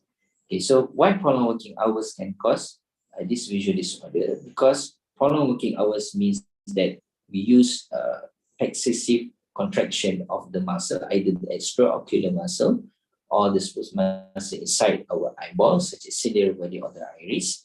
Okay, so this latter in a prolonged period will cause weakness of the muscle. Weakness of the muscle cannot function properly, and that's how the refraction of the lights cannot be functioned properly as well. So we cannot perceive our image properly. And there are some microenvironment factors as well. Factors such as humidity less than 40% and high temperature can cause increased film evaporation, producing hyperosmolarity and eye discomfort. Other factors that can produce ophthalmic symptoms in the indoor workplace include pollens, dust, aerosols, or chemical irritants. Okay, so it will affect our conjunctiva, our cornea. As we have mentioned before, cornea is very much responsible for the refraction up to 40 diopters. Okay, so if anything happens to our cornea, so it also can cause visual deviation. Okay, the next one is the ametropia. What is ametropia? It is an annual refractive condition that results in the image of the object in view, which does not allow for a properly focused image on the retina. Means that people who had abnormal curvature of the lens or the cornea, okay, so that the refraction index cannot be done properly. Okay, so it will affect also our vision. So it needs to be corrected either using a special lens or glasses with a proper corrective power, so that we can see the image clearly. The next one is the nicotine use. Okay, a recent study found that smoking represents a risk factor for dry eye, cataract, age-related macular degeneration. Macula is an area inside our retina, okay, glaucoma, and Graves' ophthalmopathy. Okay, so how nicotine use can affect our eye? Firstly, at the cornea, it can cause minor corneal staining. Nicotine and acrylamide may reduce iron conductance and epithelial cell and induce inflammatory response. Okay, and second one, theophyllum aldehydes and free radical cause theophyllum instability, irritation, and severe dryness. Okay, as we have mentioned before, the cornea has several layers. Also, this prolonged use of the nicotine can cause impairment in the cornea. General effects: nicotine induce nystagmus and reduce staccadic latency period. Aldehyde are carcinogenic substances. Okay, choroid: nicotine reduces choroid thickness. Nicotine in vasoconstriction may reduce outer blood flow. As I have mentioned before, choroid is the second outer layer of our eyeball, so it consists of a lot of vascular blood supply to our eye. So nicotine obstructs the microvascular, so blood supply cannot be supplied to our eye, so our eye cannot have a very good healthy tissues and cannot function properly. Another one, traumatic injury, okay, such as burn injury, corneal laceration, decreased visual ability, so on. And also it may affect retina as well. Nicotine may interfere with retinal light adaptive vision, responsible to characteristical heavy content.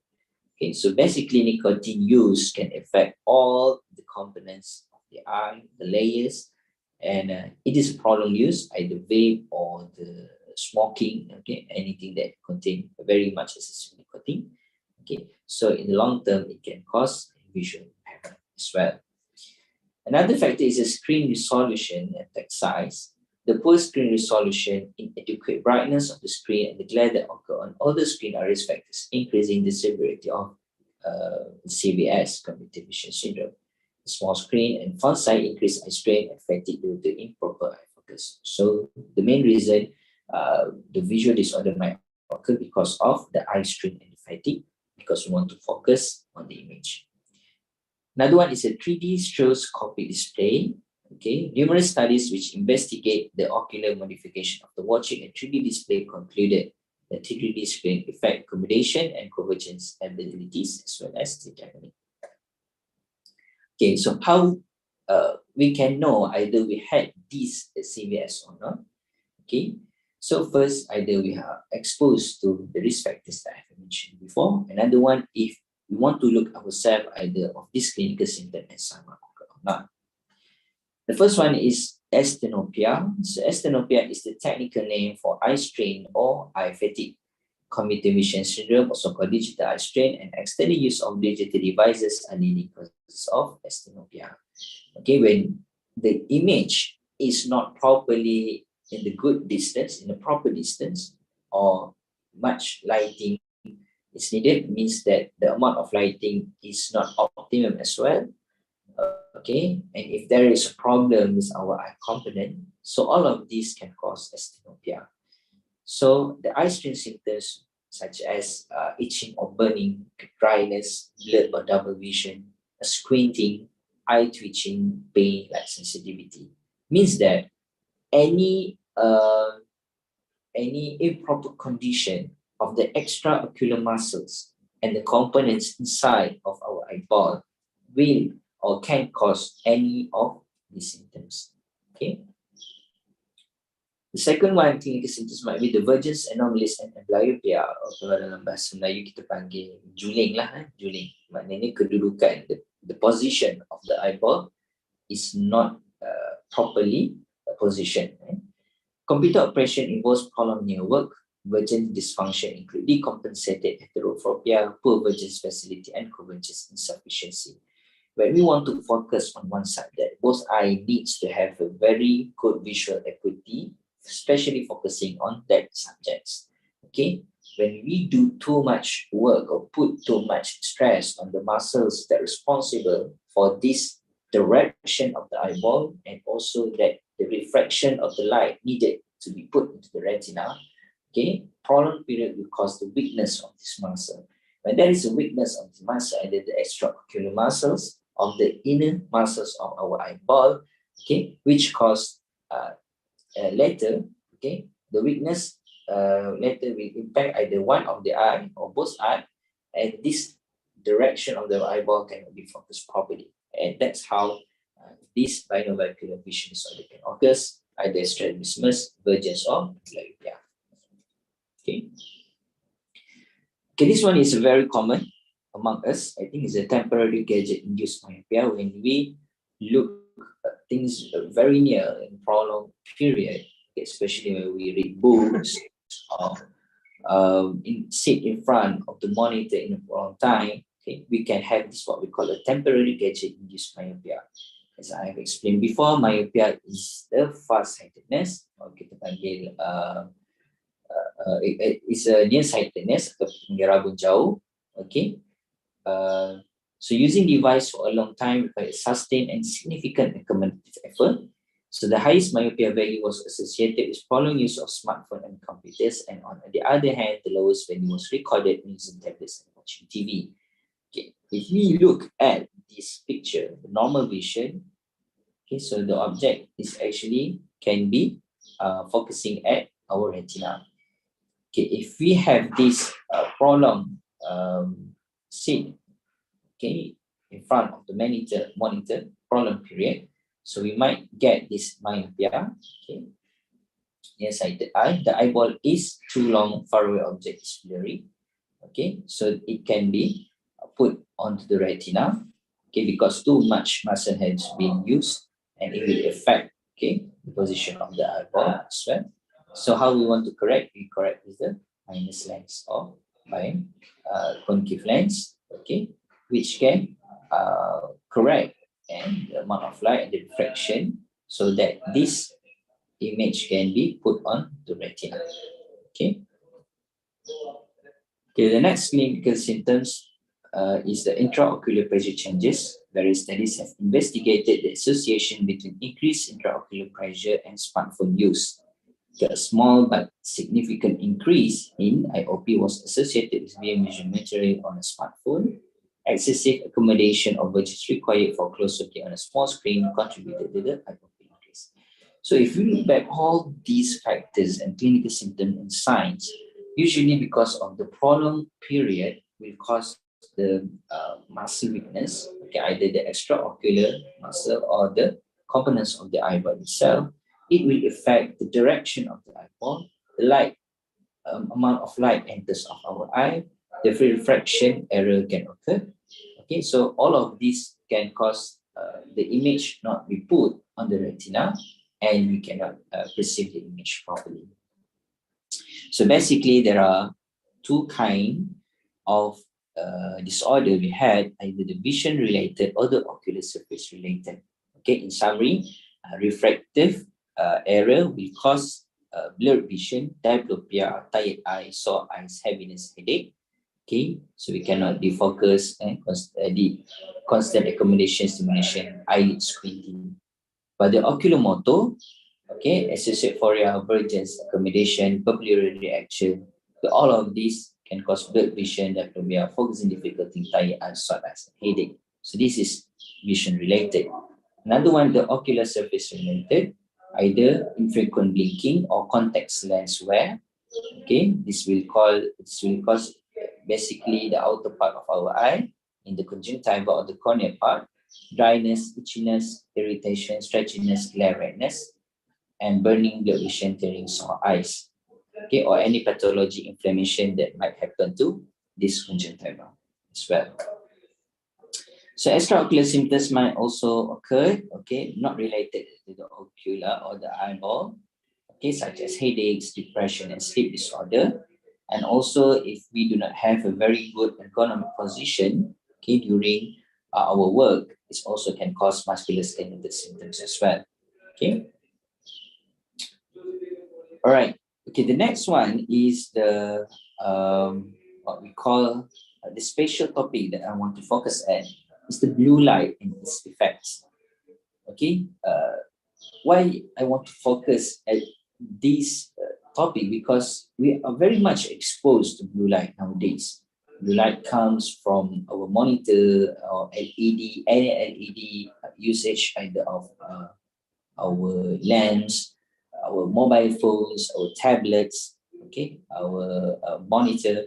So all of this has this LED use component, and this will produce the blue light. And if we realize it or not, the blue light has an effects of our eyeball as well. Okay, so first of all, what is blue light? So blue light, okay, as the world is passing with electromagnetic energy, it travels around us and even through us in waves.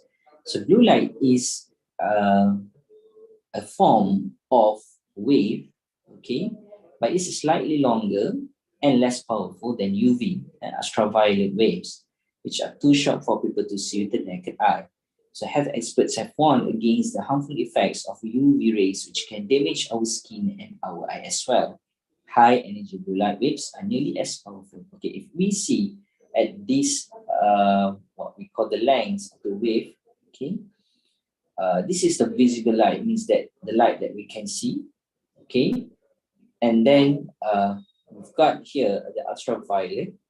Okay, so between the ultraviolet and the visible light, we have got this what we call as a blue light. Okay, so the shorter length of the wave, okay, actually can cause what we call danger to our health, such as gamma rays and X-rays, ultraviolet as well. So blue light is just slightly longer than ultraviolet light and shorter than the visible light that we have. Okay. And in industry, the blue light has been used such as we want to see, the hologram, or want to see either our money, okay, wang kertas tu ada tulen ataupun tidak, the originality. So we put it under the blue light and we can see some hologram there. Okay, so there are many uses of blue light, and also our sun also emits the blue light, and if we are too much exposed, this blue light can cause what we call danger to our health. So part of the visible light spectrum, blue light is the high energy light just beyond the potentially harmful as ultraviolet light. Overuse and exposure to blue light may lead to eye strain and focusing problem. So what does blue light actually do to our eyes? Okay, do to our eyes. Okay, we've got two danger light, okay, enters of our eye, okay, enter to our eyes. Okay, cornea and lens, okay, the outer part of eyeball, cornea, inside it the lens, protect the light sensitive retina at the back of our eye from damaging UV rays. Okay, so UV rays, ultraviolet, is protected. Our eye protects from this UV light, comes directly to the retina, okay, from the this cornea and also the lens. Okay, but the blue light, okay, our cornea and lens cannot protect. This blue light comes through our eye, and this blue light can damage our retina directly. Okay, as we have learned before, the retina is the most important part of our eye, because it detects the light and converts the light to the electrical impulse to be transmitted to the brain. If our retina is damaged, so we cannot perceive the image, and we cannot see the image. Okay, so those structures don't keep out blue light, and you are exposed to a lot of it. So cornea and lens do not keep out the blue light. So the natural blue light from the sun far exceeds the amount from any one device and can put directly damage to our retina. So research has been done, and they have found that the blue light can cause the cell variability impairment and the retina neurons in comparison to other cells, like glial cell.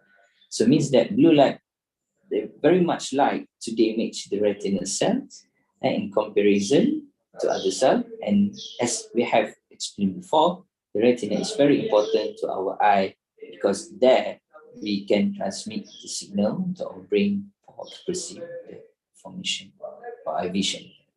Okay, what are the risks and effects of blue light exposure? So if we expose to the blue light for the prolonged period, it can cause the macular degeneration. So macula is position on our retina. So it is a place or is an area in our retina where very much photoreceptors or receptors is located. Okay, so when there is a degeneration there because of the blue light, okay, so the image of the light cannot be focused on the retina, so we can have some macular degeneration, some blackish, blurry vision, and we cannot have a very proper vision. The second one is a digital eye strain. Blue light scatters more easily than most other visible light. This may make it difficult for our eye to focus when receiving blue light. Instead, our eye may digest blue light as fully focused visual static. This reduction in contrast may make it more difficult for our eye to process blue light, potentially into eye strain. The third one is sleep disturbance. Okay, this is not a visual disorder, but the blue light indirectly can cause sleep disturbance. Okay, so light sensors in our eyes and even our skin can perceive the difference between the intense blue light wave or bright daylight and the warmer redder tones at the signals the day is ending. Okay, so it's very important. The light surround us. It will affect the hormone production inside our body. So the type of light that occurs at night, okay, will encourage our body to secrete more melatonin pigment, for example, so we can be feeling sleepy and try to sleep at times. Okay, when we are exposed to much blue light, especially when we playing mobile phones or exposed too much on the monitor, okay, this will disturb our sleep cycles, and other problems also can be developed, such as elevated risk of hormone-related cancer, the lower levels of leptin, metabolic changes, especially blood sugar, right?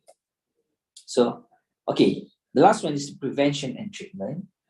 Okay, so all of the what I call the symptoms and signs, the risk factors, all of this can be prevented, especially using the same intervention. Okay, so how we want to avoid our eye strain while looking at the computer? So we have known what are the risk factors.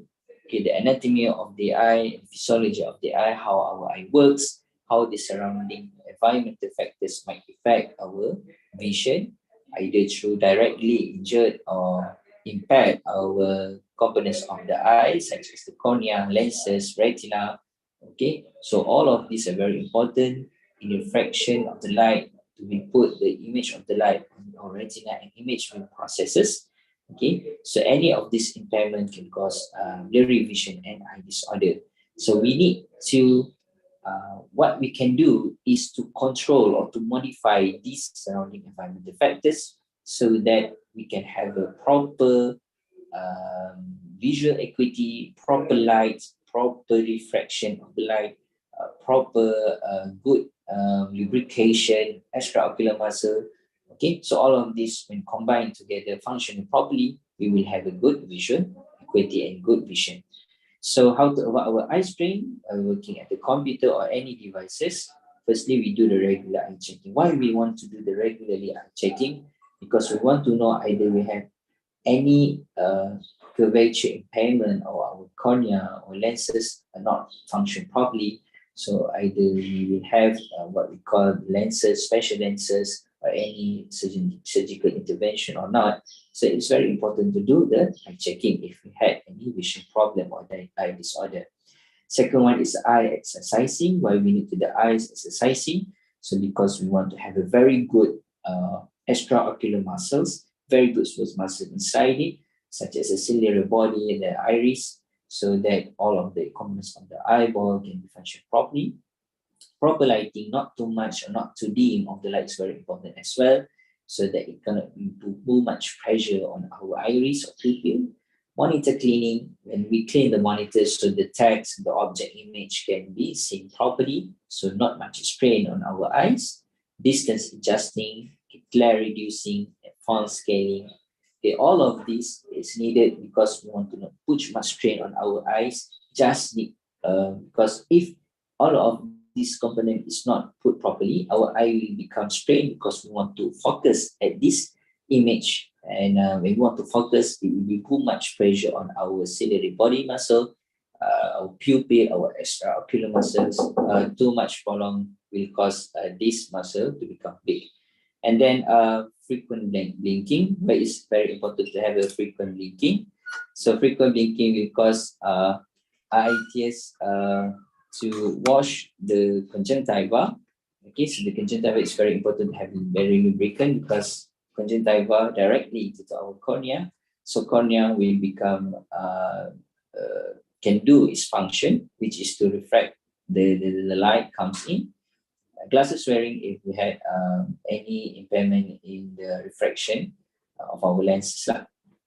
And I think we all know about the 20-20-20 rule. So every 20 minutes, we need to rest at least for 20 seconds. And what we want to do during the rest, if possible, to look 20 feet away in distance. Okay, if we in what we call in a very confined space, like in an office, so maybe we can see something that outside of the window, okay, or we need an image that very relaxing, okay, such as put your monitor to the and then the image to very have a such as a have a 20 feet away image, okay.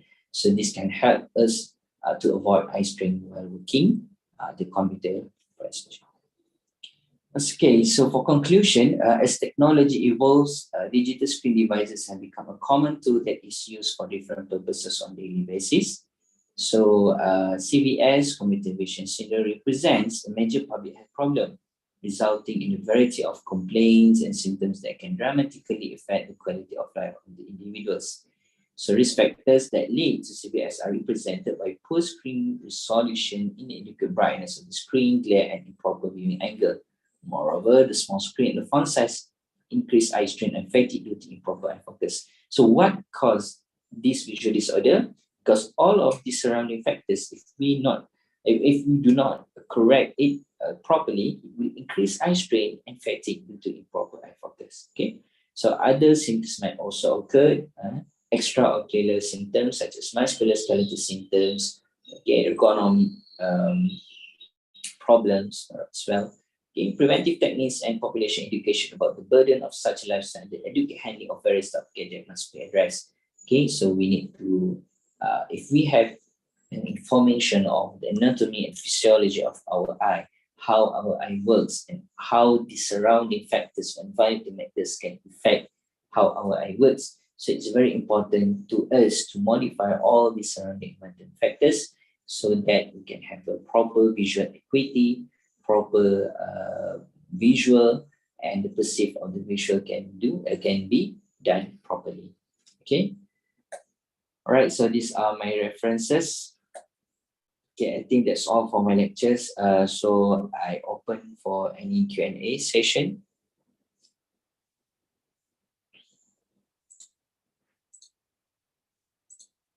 Okay. Thank you for your last presentation, Doctor.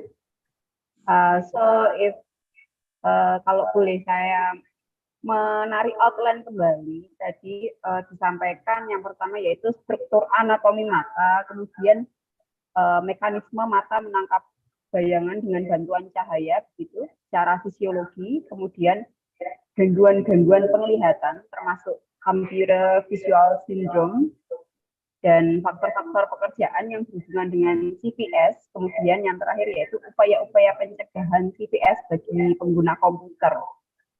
Nah, dari sini saya mengundang penanya. Adakah yang, kita punya Bu Siska di sini ya. Silakan Bu Siska. penanya pertama. Okay, thank you, Budian. Assalamualaikum, Dr. Izamil. Waalaikumsalam warahmatullah. Well, you presented very interesting. Thank you. I have made sound like a silly question. As you can see, I wear glasses, and when I bought these glasses 2 years ago, the seller claimed these glasses have several features such as anti-radiation, photochromic, and so on and so on. In your opinion, is it all scientifically effective, or is it just a gimmick or a marketing strategy for the seller? Okay, thank you very much, Sister, for the question. So I have read some papers regarding all of these special features of the glasses. Okay, in my frank opinion, okay, so usually they do it on the business purpose, and the scientific research they have not done it very much on it. Okay, for example, all of this photochromy, blue light, and so on. Okay, it's just a minor contribution to how the light comes into our eye. Okay, because at the end of the day, the very much important is how our cornea works, how our lens works, how our extraocular muscle works. Okay, if you have a very a very good glasses, okay, to correct your visual acuity, but if you do not have a good rest, if you don't have a proper distance, if you do not have what we call this 20-20-20 rule, okay, so you also will put okay, for example, you put the glass and you have a very good visual acuity, but in the long term period, okay, you put much strain on your cornea, you put much strain on your extraocular muscle, you put much strain on your lenses. So all of this, because of surrounding environmental factors such as the distance is not good, there is no rest between the period of your works, the lighting is not good. Okay, so all of this will affect this component of your eye. Okay, yes, the glasses is good, but if you do not know how to take care of your components of the eye and it's all extraocular muscles, the good glasses also cannot correct your visual acuity. Okay, so back to the question, kita balik kepada soalan, either it is a scientific approval of not, okay, they have done it, but they cannot get a very good promising result. Okay, because of use of this glass, they have a good visual acuity because other surrounding environmental factors, right? And the factors that I have explained before, either your surrounding factors or factors related to your eyeball or the extraocular muscle is very much important, more important than the glass.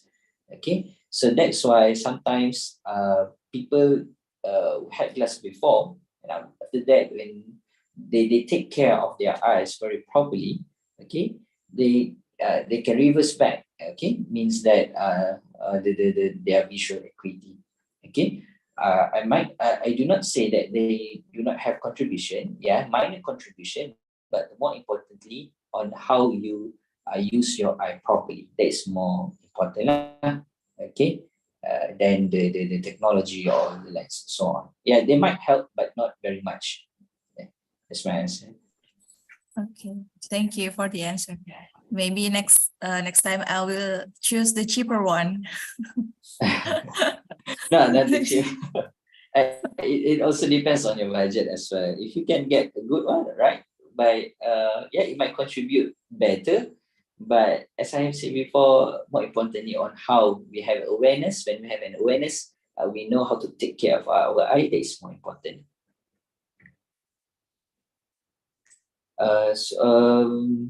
And is it okay if we look at messages in the chat box, because I found that some questions here. Okay, there are so many questions in the chat room here. We have a question in the chat. It is Zain Faik. Some our computer devices has a screen radiation protector. How this feature could enough protecting us from CPS risk? Screen radiation protection. I think it's a blue light, like I have explained before. Okay, the blue light, as I explained, is more dangerous than the UV light. Okay, so yeah, there are some, but for your information, blue light also has some benefits to our health as well. Okay, that might be another topic. Okay, so how this feature could enough protect us from severe X-rays? Okay, same answer. The more importantly is our awareness and how we take care of our eye. Okay, I do not say that the blue light is not good at all. So it's good, but too much exposed to the blue light can cause this visual disorder lah. So it's very important. The radiation protector not so much contributing to our severe X-rays. Okay, more importantly is about how we are aware about our surrounding factors and how we react to them. Okay. So the second question, apakah benar jika rabun jauh pada mata akan semakin bertambah sesuai dengan bertambah umur? Apakah rabun jauh dapat disembuhkan? Dan apakah operasi pada penyembuhan rabun jauh efektif dan aman? Okay. Yeah, because when we grow older, our lenses, okay, will become, it will change, the dynamic of our lenses will become changed.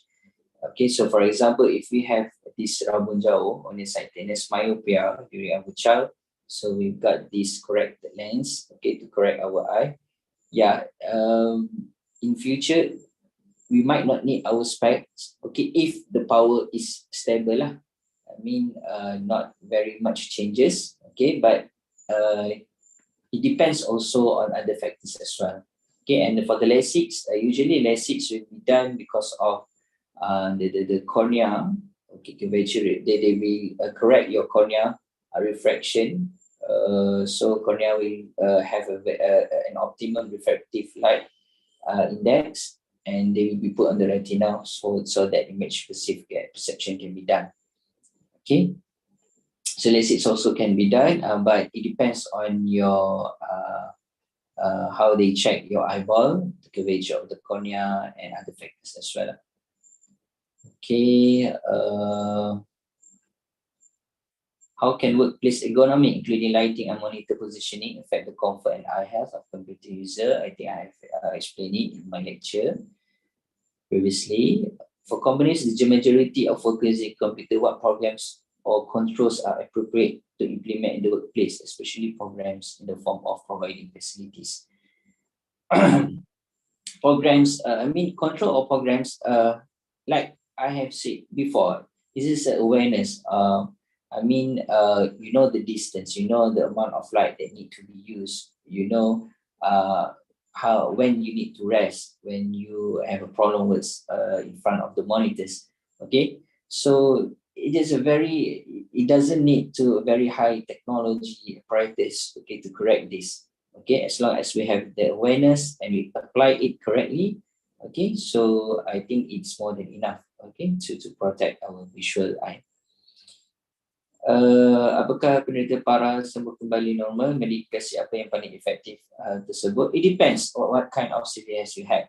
Either we discuss, that's why we need to know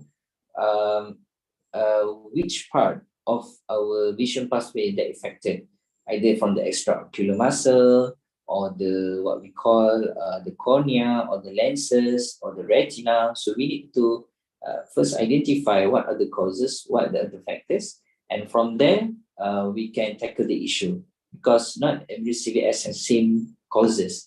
Okay, so first of all, you need to check the nearest hospital or clinic to know the health status of your eye, the cornea, the lens, okay, the retina, extraocular, the conjunctiva, is any affected, and from there we can know what intervention can be done. Either I need a surgery or not, or the just what we call conservative treatment is more than enough. Okay.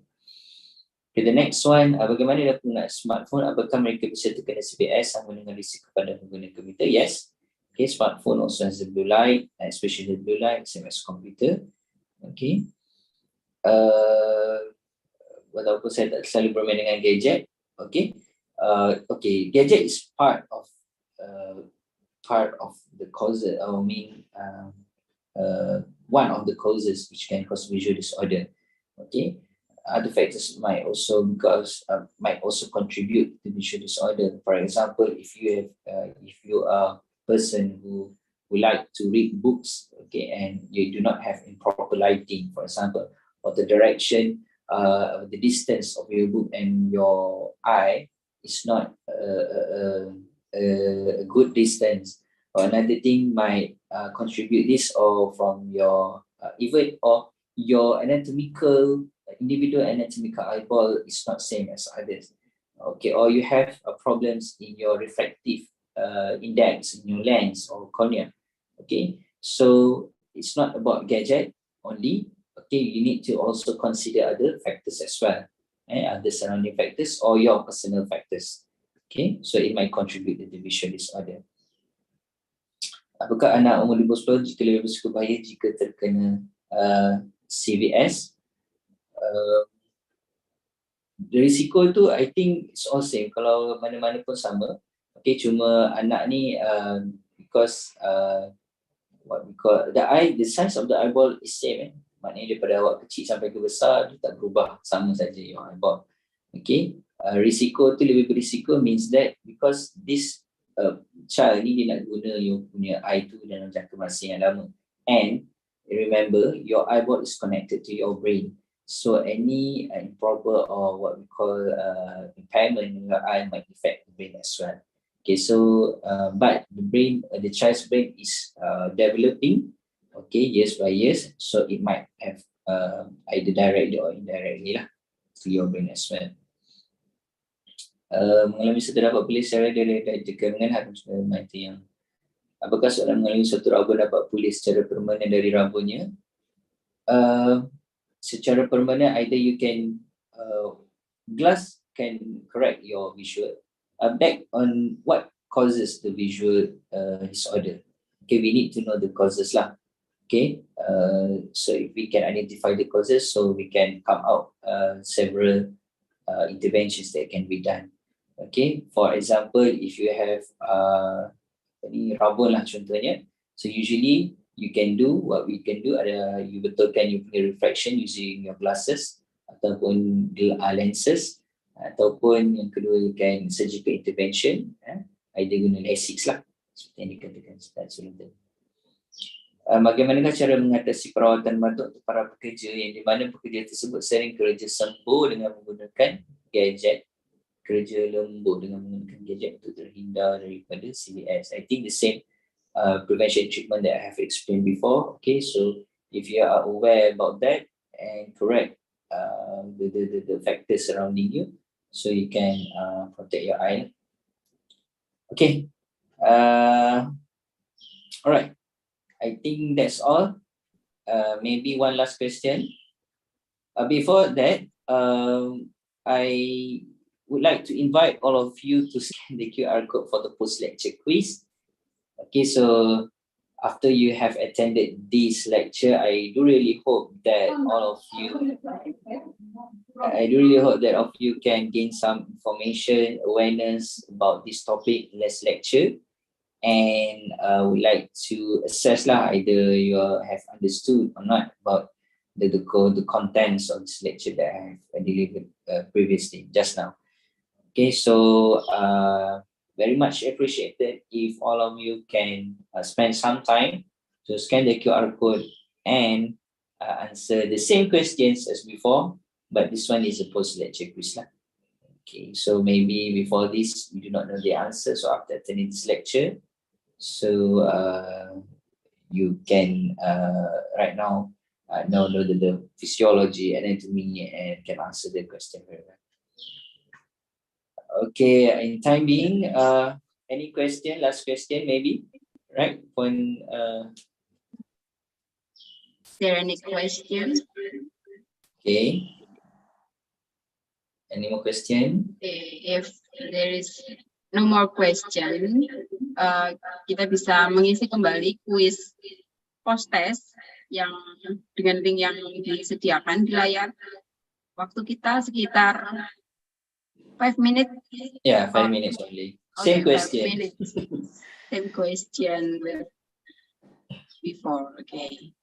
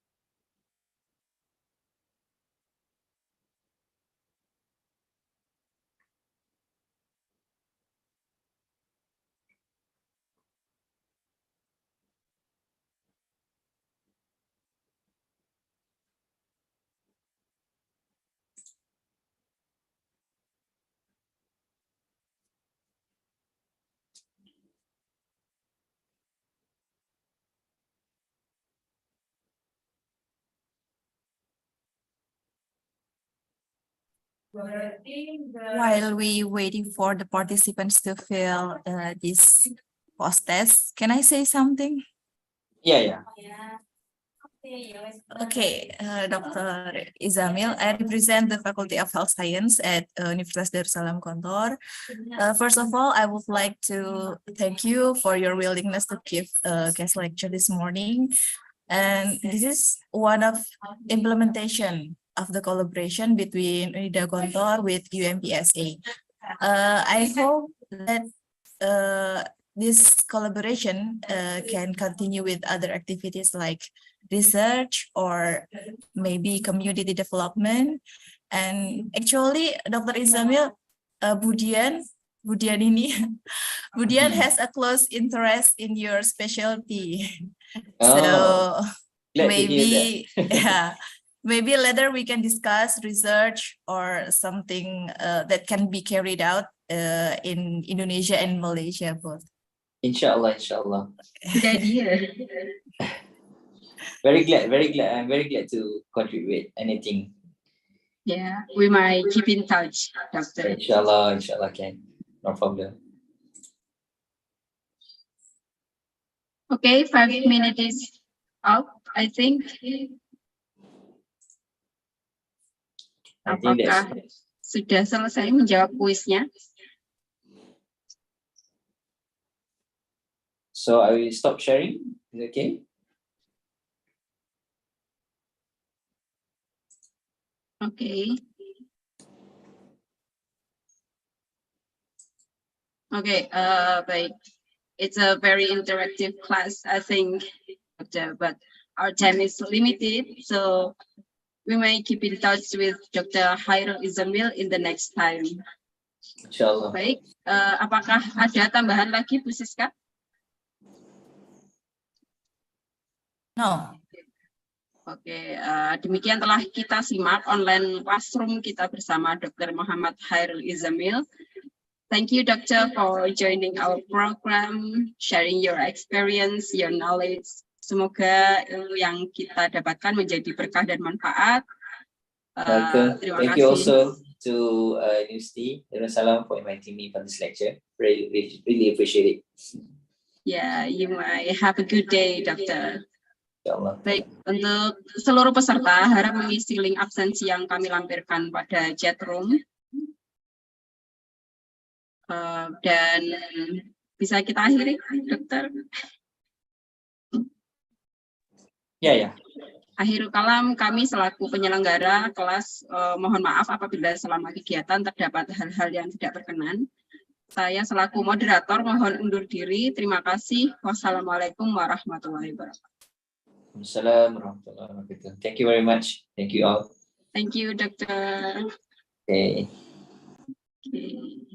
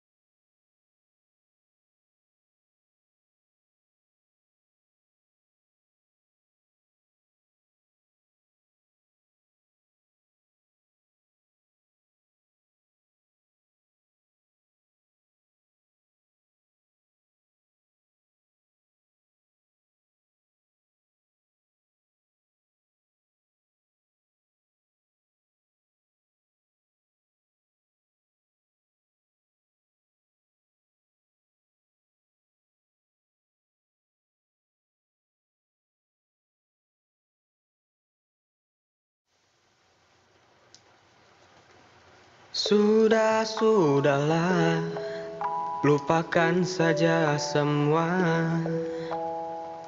kebencian, kedengkian, tiada berguna. Sudahlah,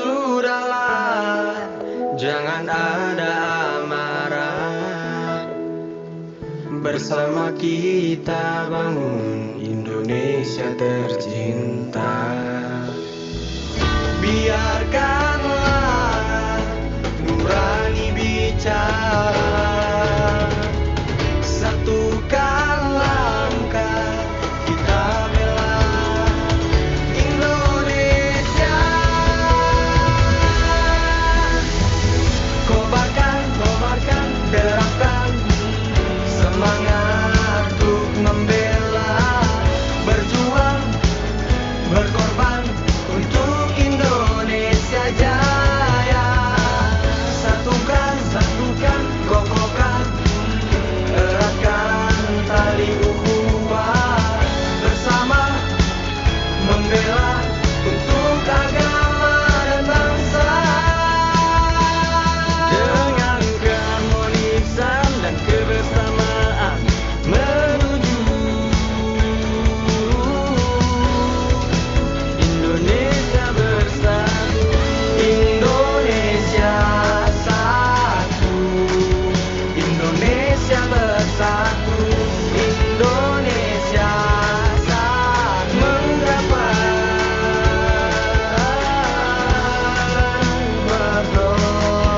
kita akan gapai cita-cita kita, suka duka kita bersama.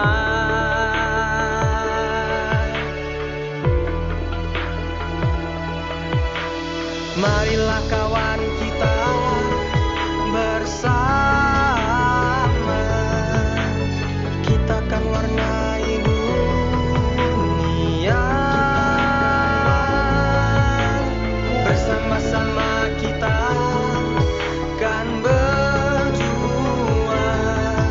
untuk Indonesia.